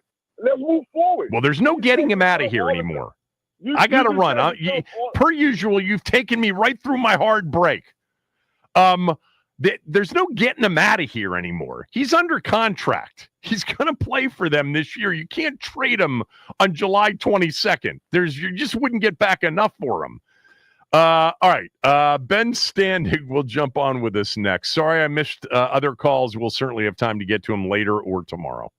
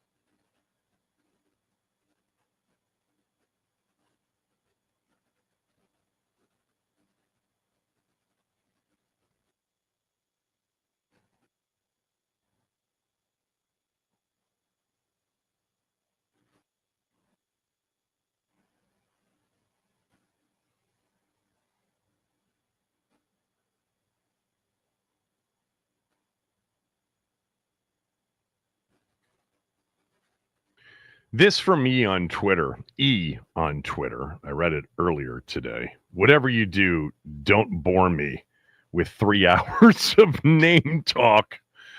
I got a lot of that yesterday. I wasn't on yesterday. Trust me, E. If I really was doing this right, that's all we'd be talking about today. But you can never go wrong when you're joined by Ben Standig. That is for sure. Ben's joining us right now after being a part of the Q&A group with Quinn and Peters during their press conference last hour. At Ben Standig on X, on Twitter. Last Man Standig is his podcast, and you do have a new announcement or a new place that you're going to announce, and we'll let people hang on for that, and we'll do that at the end. But Ben is setting up shop in a new situation. He is not with the Athletic anymore. We talked about that a couple of weeks ago, their loss. But let's start with what you just heard for about a half an hour last hour.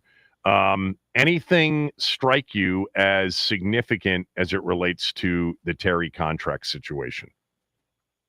Yeah, I mean, look, I think these guys, it was Adam Peters and Dan Quinn. They took the high road, which was, kind of expected, although, you wondered after Terry was pretty candid with his comments last week about his frustration over the contract. But, Adam Peters expressed, hey, look, we value this guy. We knew that before we arrived here, in the beginning of 2024, and we certainly have learned that since, and that he hopes to get a deal done.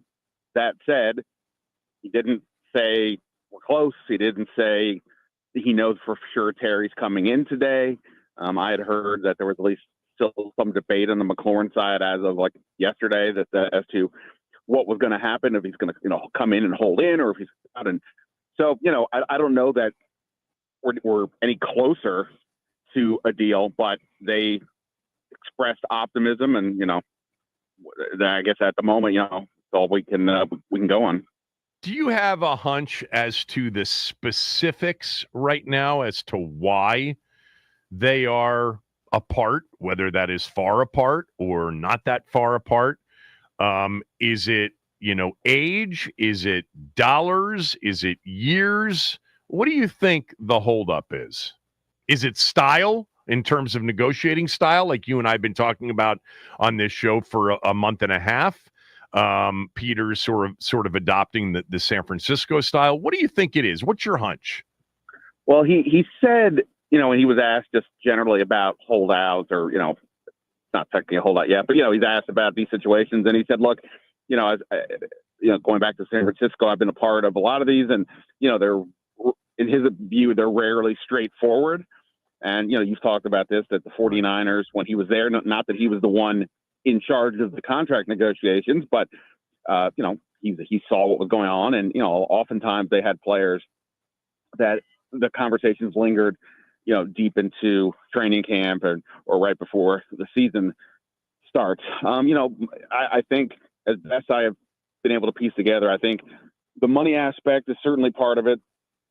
I think that DK Metcalf, who was the same draft class as Terry, who is a much freakier athlete than Terry, but has not been as consistently productive. And that's not even factoring in like the locker room aspect and the community and all that. So from the Terry side, I think they're like, hey, well, why can't, if he's gotten close to $33 million, why aren't we getting that? But on the other hand, Terry is turning 30 this year. It's not old at all, but it is for NFL purposes. It's something to note. And, look, I mean, as good as Terry is, we all get it. He doesn't necessarily at one skill that you would say he's not the tallest. He's really good, but he's not necessarily that he has that different on the field that maybe you're looking for if you're going to pay somebody that kind of money. So I don't know how far apart they truly are, but I've been saying $30 million for some time. To me, that still seems like a middle ground, but we'll have to find out. Terry was obviously pretty direct with his comments last week, and if he's really that frustrated and dug in, then maybe it's not, maybe the compromise is not 30 million. Maybe it's, in his view, no, there's no compromise. We're getting this. That's the part I'm not quite sure yet. To what degree is the level of frustration from his side, and how much is Washington willing to budge? Yeah, the Metcalf deal has come up several times. They don't have to, look at that deal if they believe Pittsburgh overpaid for DK Metcalf, because Pickens was gone and Aaron Rodgers was going to be the quarterback, and he needed somebody to be able to throw the football to. It's a bit of a different situation. I mean, I get it. Same draft class. Metcalf's a little bit younger.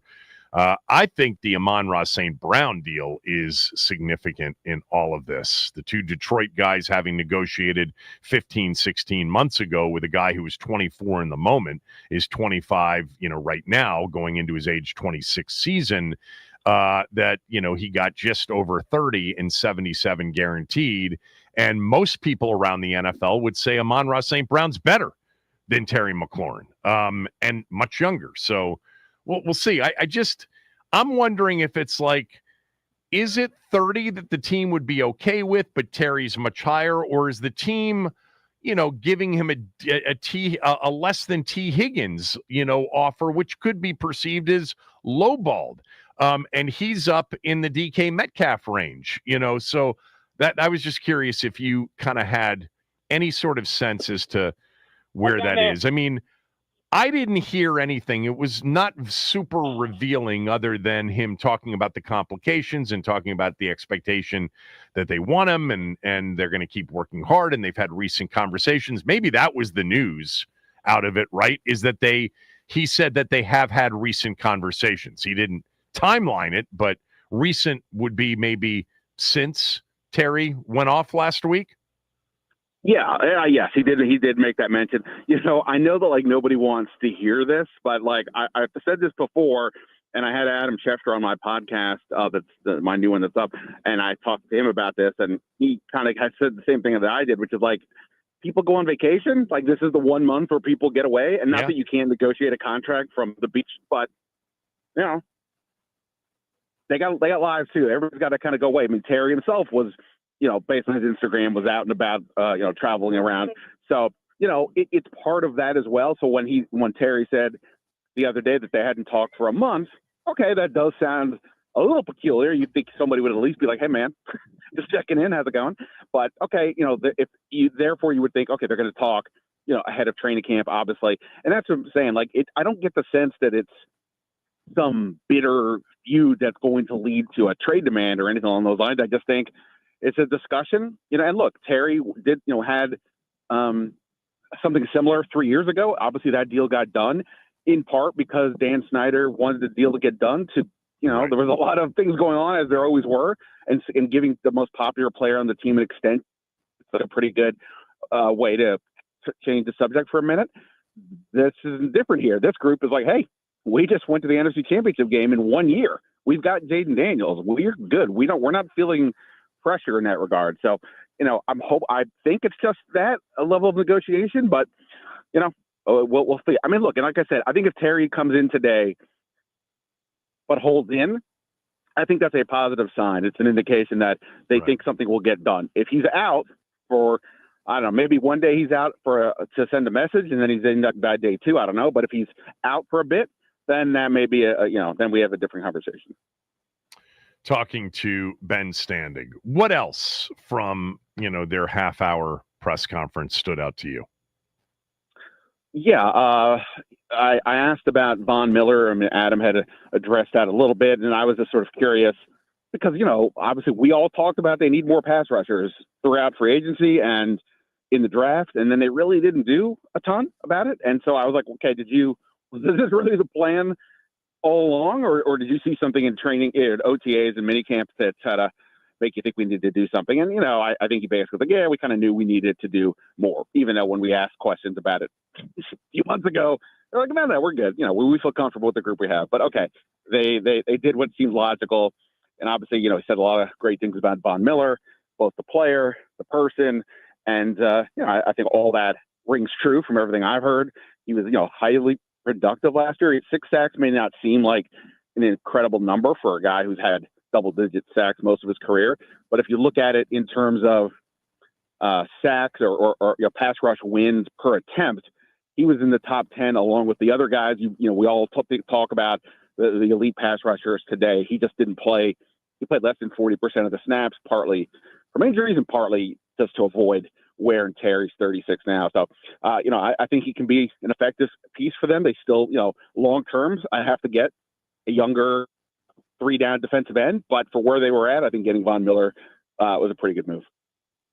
Yeah, somebody asked, about his off the field issues and the challenge of sort of sorting through all of that. For those of you that didn't know that there were off the field issues with Von Miller, he was suspended for the first 4 games of the NFL last year for violating the NFL's personal conduct policy. It stems from an allegation that he had assaulted his pregnant girlfriend back in 2023. The NFL did not clarify any of the details of that allegation. He's always denied those allegations and said that they were 100% false. Dallas police, that's where it happened, closed the case back about a year ago, but he was still suspended for 4 games last year, which obviously impacted his sack totals too, if we're talking football. But they obviously did.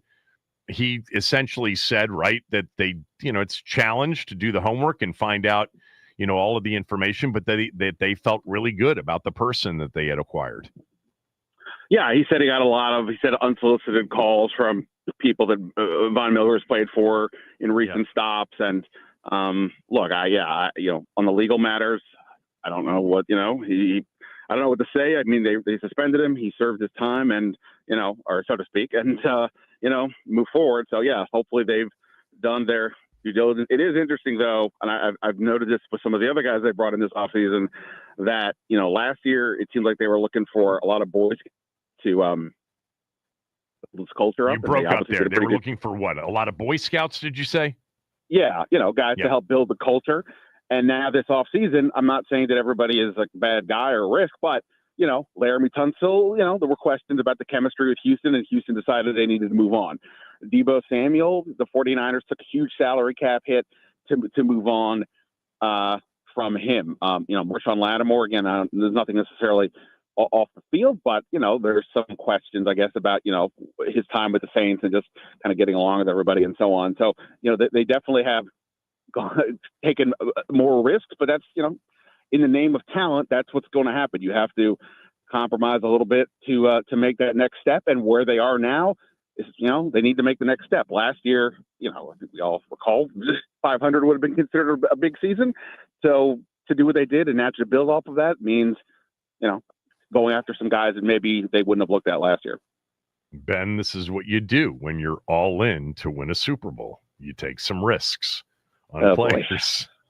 Pete Peters was actually asked a question about that. He kind of waffled. He went in between both of us. He was like, I think what we did gives us a chance to do both, win now and build for tomorrow. So there you go.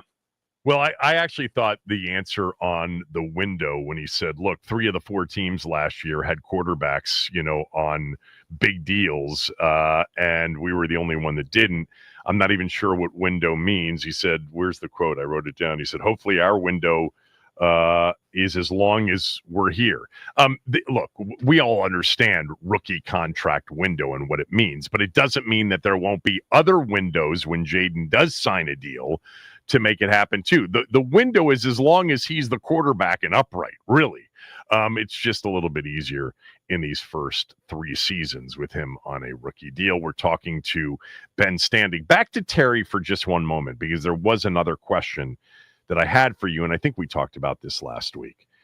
What are you hearing, if anything, on the standoff, if we want to even describe that, having at least a little bit to do with the agent for Terry and the fact that Terry's his biggest client and that this, is going to be one of the bigger deals he's ever done as an agent? I mean, look, this is, human nature, right? I mean, everybody is looking to better themselves as good as they can. Now, obviously, the point of an agent is to better your client and help them to the best degree that you can, give them appropriate counsel. And, by all accounts, his agent, Buddy Baker, seems like a pretty reasonable guy. He's had some other players of, some note, but not like Doug Baldwin back in the day, among others. But yeah, Terry is right now, I think, probably his biggest client. And look, here's the other thing, right? This is likely going to be Terry's last big deal. So it's not just, regardless of whatever the agent may be pushing, it is, for Terry, hey, this is it, right? If I'm going to get that's right. the next, whatever, it's going to be now. So, look, Terry's a smart guy. Like for example, I'm not paying close enough attention to the Shamar Stewart thing, or like when Shadur Sanders seemingly was getting some bad advice, in terms of the process. That seems to be problematic with the agent. Here, Terry McLaurin's a very smart guy. He's not a fool. If the agent's telling him something that he doesn't believe in, I don't think he's going to do it. But yeah, I think they probably look at this as, hey, this is our chance to be a little bit of hardball. We had a great year. This is the thing. It's funny. It's like in Adam we trust versus Scary Terry, and it's the one player other than Jaden that I think if you're Adam Peters, you may lose that battle in terms of the fan, perception. That doesn't necessarily change his negotiation, but if you're Terry, you probably recognize that to a degree as well. So it's the back and forth, and like I've been saying all along, wake me up if this thing gets past this started training camp, or we're almost here, and let's see what happens. It's interesting, and we did this on the phones recently. Would you be team Terry or team, front office? He's not going to lose that battle with me. He just isn't. And it has nothing to do with Terry. I want Terry signed. I want him happy. I want him on a long-term deal. But I trust the team. They've built up enough equity with me here over the last, 18 months or whatever it's been, that I trust that they're doing the right thing for the organization current and future. I think I actually, and we took calls on it, and I think I was surprised at how many people felt like they would trust the team. Yeah, you're right. It would be Jaden and Terry 1-2 in that order in terms of just do it, just take care of them. But I don't know how much of a PR loss this would be if he ends up playing 2025 on the last year of his deal. Yeah, no, and look, we've talked among our many discussions has been, the value of wide receivers, and do you build on that? Do you add a second one on top of the already expensive one you got? Yeah. And I'm of the view you don't, and not to say just because Kansas City and Buffalo and the Tom Brady Patriots did it this way, everybody has to. But those teams largely, sort of chinched out on receiver relative to the league because they had quarterbacks who could turn, water into wine for the most part. And not that, we'll still see where Jaden goes. But, other than Terry last year, what did this offense really have? That's why nobody was expecting that much, because you had, Zach Ertz, Olamide Zaccheaus, De'Ami Brown. It's not like these guys had done that much. Or Zach Ertz had, but he's been hurt in recent years. And then with Jaden Daniels, suddenly they all look pretty good. And if you can think that's a thing that's going to continue to happen, maybe you don't think you have to invest as much at receiver. I think you do kind of have one guy, but maybe that one guy is a 24-year-old you draft in a year or two, not a guy who's, turning 30 and, whatever. So, yeah, I think I'm generally with you. It's hard to argue against whatever Peters is thinking, because based on what we've seen, what is there to go against? But yeah, again, Terry, what's he done that you would say don't pay this guy? So it's a really interesting discussion, and I'm curious to see how it ends out, obviously. All right. Before we get to just your announcement as to where people can continue to read Ben Standig, it is day one of training camp veterans reporting. What's the biggest storyline after Terry here early in camp? And I'm with you. I'm still not super concerned. I think they'll get a deal done. But after Terry, what's the next biggest storyline entering training camp? I don't know if there's a screaming headline storyline. I guess I'm just intrigued by, the defensive line. The offensive line's interesting because of, 2 new tackles, a lot of moving parts. We'll see when Sam Cosmi comes back. Dan Quinn didn't give us much of an update there. We can point to, Debo, Samuel, and Lattimore, but I'm kind of intrigued by the defensive line because so much of what was tough for the defense last year was obviously, the front seven, their inability to stop the run. And I know they were decent in terms of the number of sacks, but, sometimes, talent's going to have to win out over scheme. And, prior to Von Miller, they didn't add a ton that you're like, oh, wow, this is a great move. And we don't even know, Von Miller's 36. We'll see what he has left officially. So I'm just curious. And not just that, like, what's the rotation? Now that you add a Von Miller to go with, say, a Dorrance Armstrong and a Dietrich Wise, well, what about now Javon Kinlaw? Is he just really going to play mostly tackle? If that's the case, then what's going on with Johnny Newton? Is John Newton going to play left? Well, wait, they signed Eddie Goldman, who's a run stuffer. Does that mean Eddie Goldman's playing in the early downs? And if that's the case, Johnny Newton playing more off the bench, I'm just intrigued by the rotation and things like that. They have more bodies that I think are viable than they do spots. So I'm just curious because, again, if that position, it's not just about the line, but if that position isn't resolved, if they don't look like they've improved, then it could be another tough year for the defense overall. Real quickly, by what time today will we know if Terry reported? I think like 5 or 6 is sort of the deadline. I heard the players are having their physicals at 3. Now, obviously, they're not all doing it simultaneously, but if it's at 3 and you bang that out in a couple hours, then probably somewhere in that range. Okay. Tell everybody what you're doing. Ben is no longer with The Athletic. We talked about that a few weeks ago. You're going to continue to come on this show. And by the way, every day this week from training camp, and we'll see what happens in the next few weeks. I still am going to be, I've got a few days off coming up too. But where can everybody read you? Yeah, no, I'm excited. I'm opening up a Substack account, which is a really sort of fancy bloggy place. It's not a blog though. I'm not a blogger. I'm a reporter, and a lot of other reporters have had success there. And so it's going to stay the same name, Last Man Standig. I spoke to branding experts, and they said you already got one thing established. Don't confuse it. So we're going with that across the board. And if you've read my coverage, you can expect similar stories. Whether I've written about Jaden Daniels VR.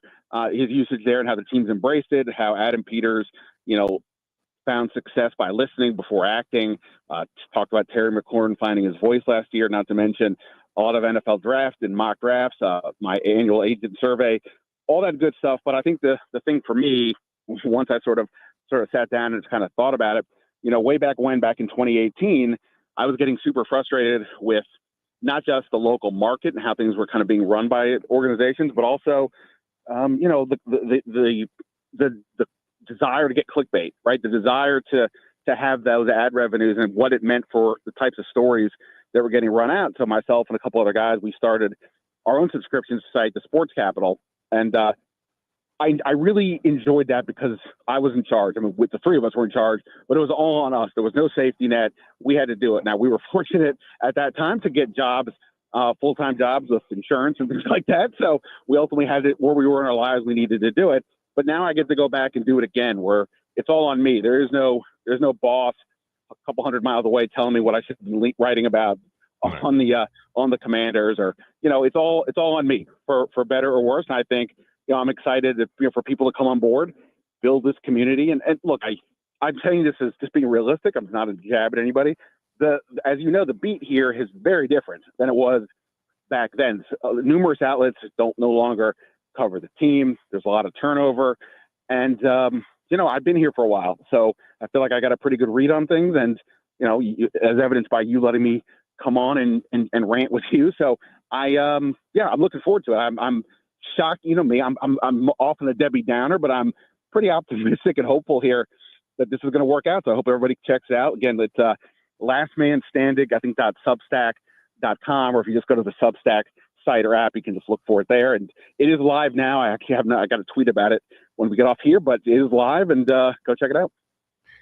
You know what I've thought about you as a reporter, as a writer, as I think very smart, very astute, and I think you think outside the box, which is one of the reasons I've always enjoyed reading you and having you on. I think you'll do really well. All right, we'll chat tomorrow. Thanks. Awesome, man. See you. Thank Ben you again. Standig, everybody. All right, I know that some of you are waiting for me to weigh in on the Trump stuff. I was off yesterday. I did do a lot on the podcast, but I'll just share some of my thoughts on the tweets related to killing the RFK deal if the team name doesn't go back to the Redskins. I'll do that next. And again, keep it here all day long. We'll certainly report when Terry McLaurin either shows up or doesn't by the deadline. And then we'll know whether or not he is a hold in or a holdout. Kevin Sheehan Show, the Team 980 and the team980.com.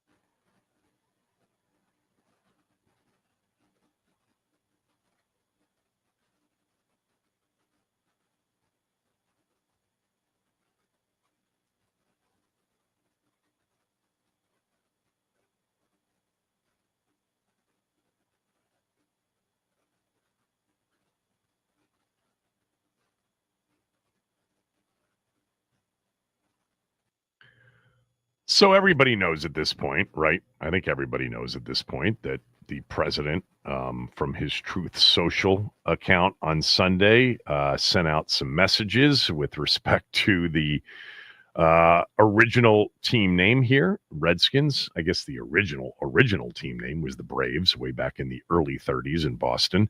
And that he was essentially calling for the team to change back to Redskins, or he might step in and kill the RFK Stadium deal. He did say he might, or he may.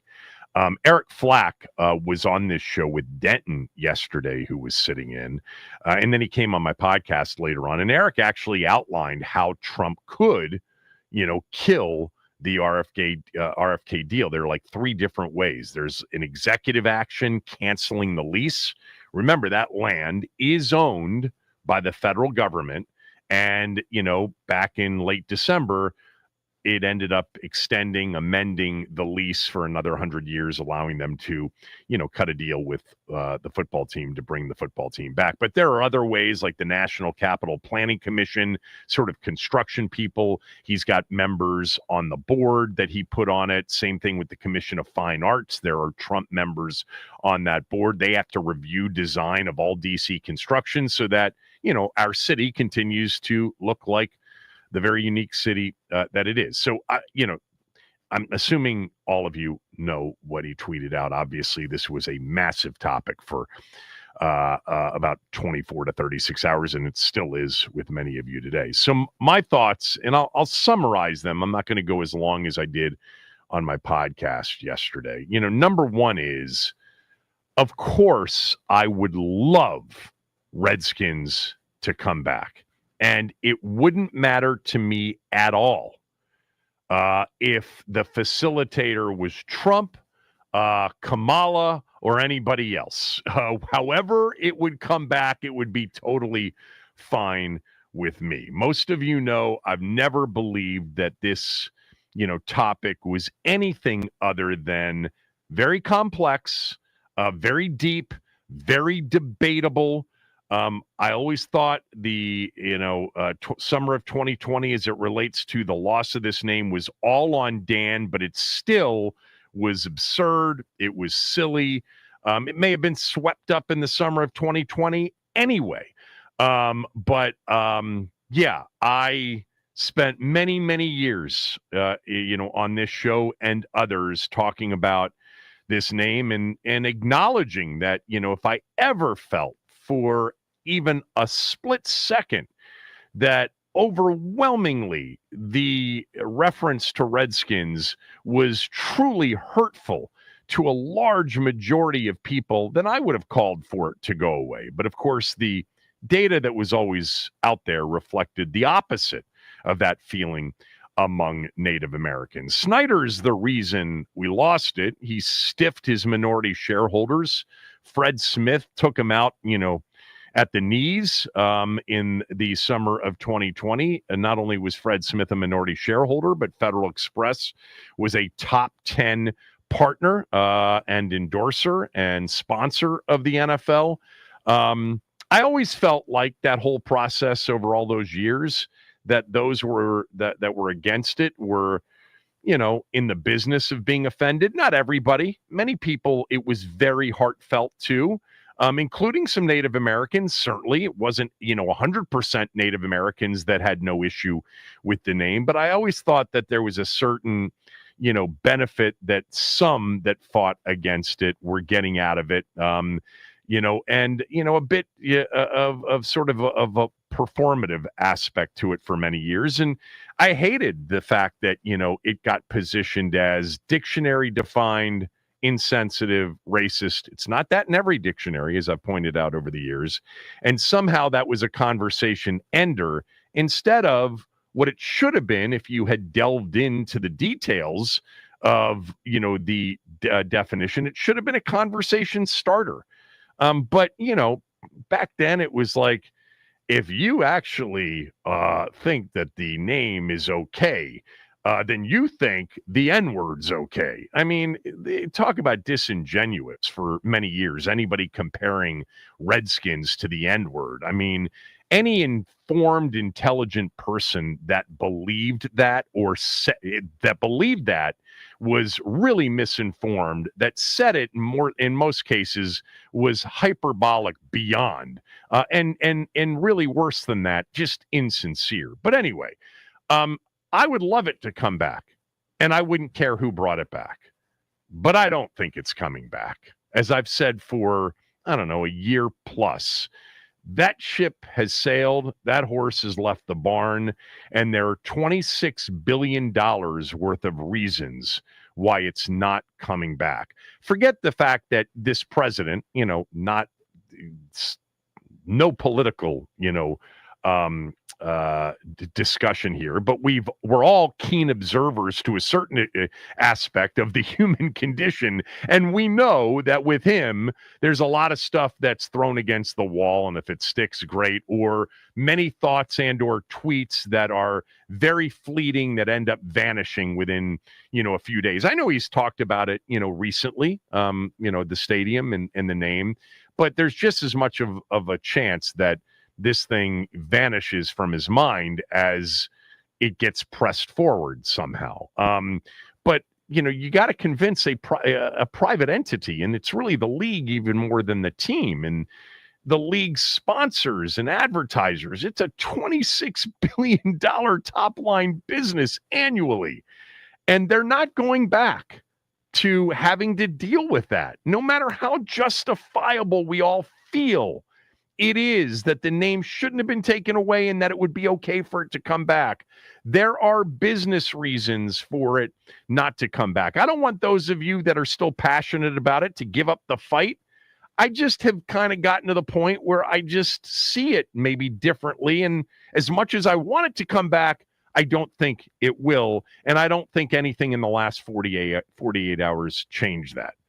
Now, there are some issues related to this conversation that come up every single time the conversation comes up that are not in the real world. I would say in the real world, this topic is less divisive than it is on social media. But my God, on social media, when this topic comes up, I read this on my podcast yesterday, and I'll read it again. And I when these days happen, I get a lot of this stuff. I get much more to the opposite of this, but this came from KP, who wrote, "Oh Jesus, I can only imagine what tomorrow will bring." He wrote this on Sunday.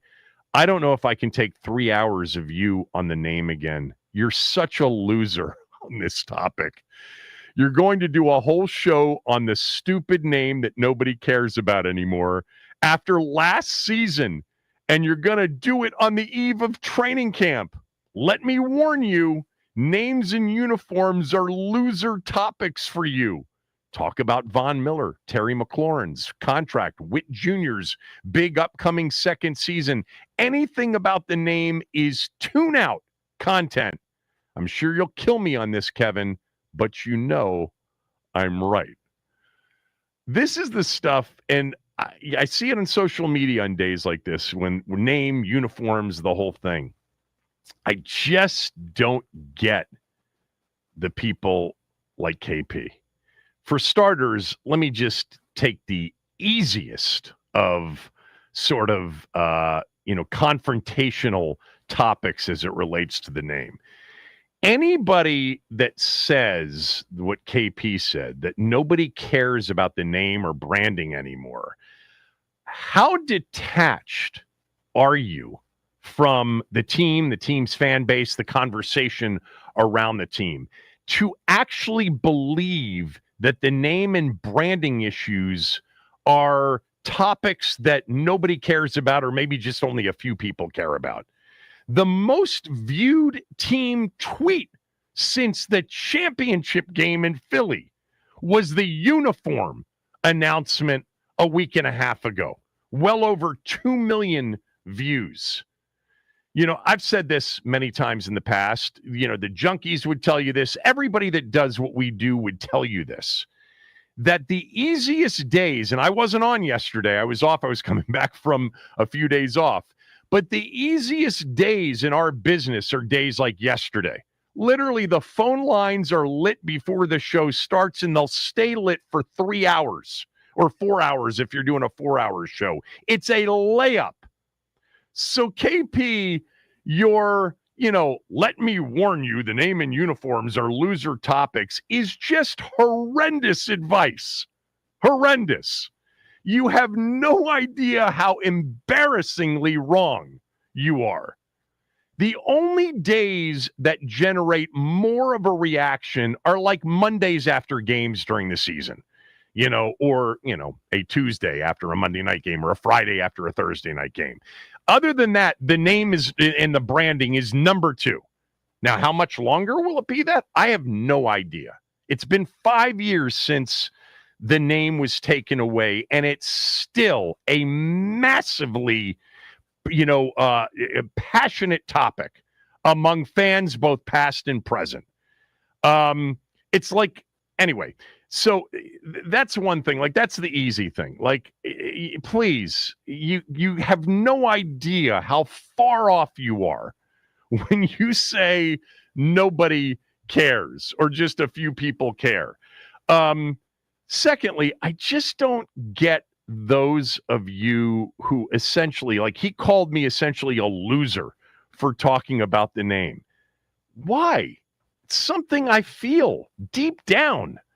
Not everybody that doesn't feel that way,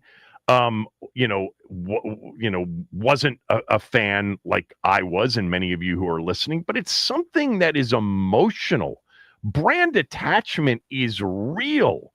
It's totally real. And the loss of something like that is hurtful and impactful. I am so okay with UKP and those of you that feel like it's a waste of your time, that, you find it to be ridiculous that people obsess about this, or that they're hurt by it, or they're impacted by it. You're entitled to that opinion. But don't try to shut down our feelings and lecture us about how much of a loser or how immature or how whatever we are for feeling that way. It's just so intolerant. Like, I'm not going to even go into my normal rant about, this is more of a family conversation versus for outsiders. There are people that just don't feel it like many of us do. They can't understand. They can't begin to understand. But I'm okay with you feeling that way, but I'm not okay with getting lectured on the way I feel. Lastly, and this is the one that I really, to me, it's mystifying. Those that it's one of the more divisive social media aspects of the name conversation.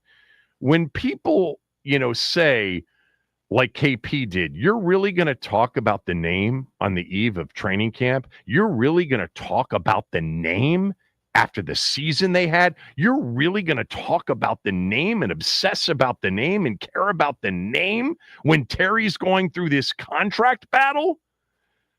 Like, what is it with people like you who can't conceive of caring about, talking about, thinking about, and doing more than one thing at a time?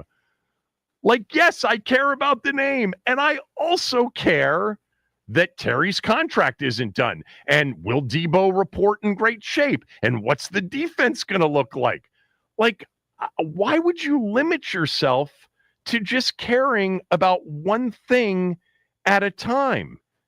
Join all of us that tend to be able to multitask and care about and think about and do more than one thing simultaneously. It's a much more interesting position. It's a better view. It's more interesting. Honestly, I don't get that part of it. And I see it from people I even know who say, why? Winning's the only thing that matters. Why would you talk about the name? Well, because I can think and care about the name and feel the loss of the name and also focus on winning. Yeah, it's doable. I promise you, I can do both of those things and more than that, all the while juggling family responsibilities and work responsibilities and everything else. I don't know why people like KP, and there are many of you out there, are stuck on this. Stop it. There's room for a lot of discussion. Still over the last couple of years, even in the wake of the loss of the name, I guarantee you the loss of the name has been an under-discussed part of the show. And by the way, probably to our detriment. Because if you did name a lot more people would care. But the season is here, and we got football to discuss, sort of, during training camp. And I can't wait for the season to start, because then you get away from all that, and you can just focus on the games. But I'm never going to stop feeling it. Never. Maybe I will. I don't know. I can't guarantee that. Kevin Sheehan Show, the Team 980 and the team980.com.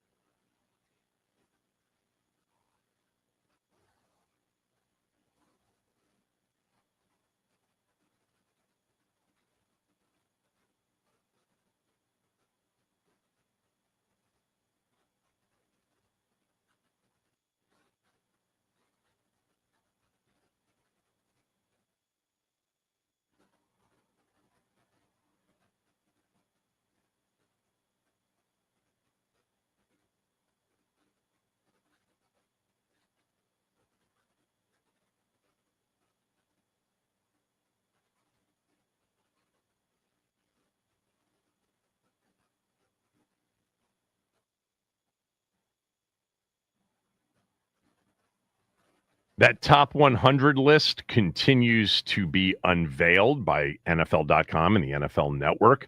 Washington just had their third player named to the top 100 players entering the year 2025. This is the list voted on by the other players.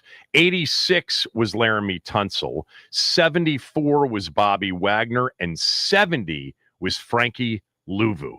Clearly, Terry McLaurin and Jaden Daniels are still to come. I don't know if Deebo Samuel will be on the list. He was 30 last year. I'm guessing at this point, since we're into the 60s, maybe not. Malik Neighbors, by the way, came in at 67. So Terry's going to be higher than Malik Neighbors on this list. But I just wanted to say something real quickly about Frankie Louvu. I thought last year, his first year in Washington, I can't tell you how many games on Monday shows I came in here and said the following about him, but it was at least 10 where I said, this dude is pound for pound the second best football player, no worse than the third best football player on the team, and his upside is massive. His versatility is unbelievable. Here's this stat from the NFL Network after he named him the 70th best player in the NFL. I saw some of you thought it would be even higher. He's never been ranked on the list, so jumping in at 70 is pretty impressive. But he was the only player in the NFL last year to record over 200 snaps as a pass rusher, run defender, and also in coverage. He is super versatile. I think he can be a terror as a pass rusher. Can't wait to see what he looks like in year 2 under Quinn and Joe Witt Jr. But I'm happy that he was on the list. I thought he would be. He deserves it. He is their best defensive player. I don't think there's a close second. All right, we are done for the day. Back tomorrow. Chris is next.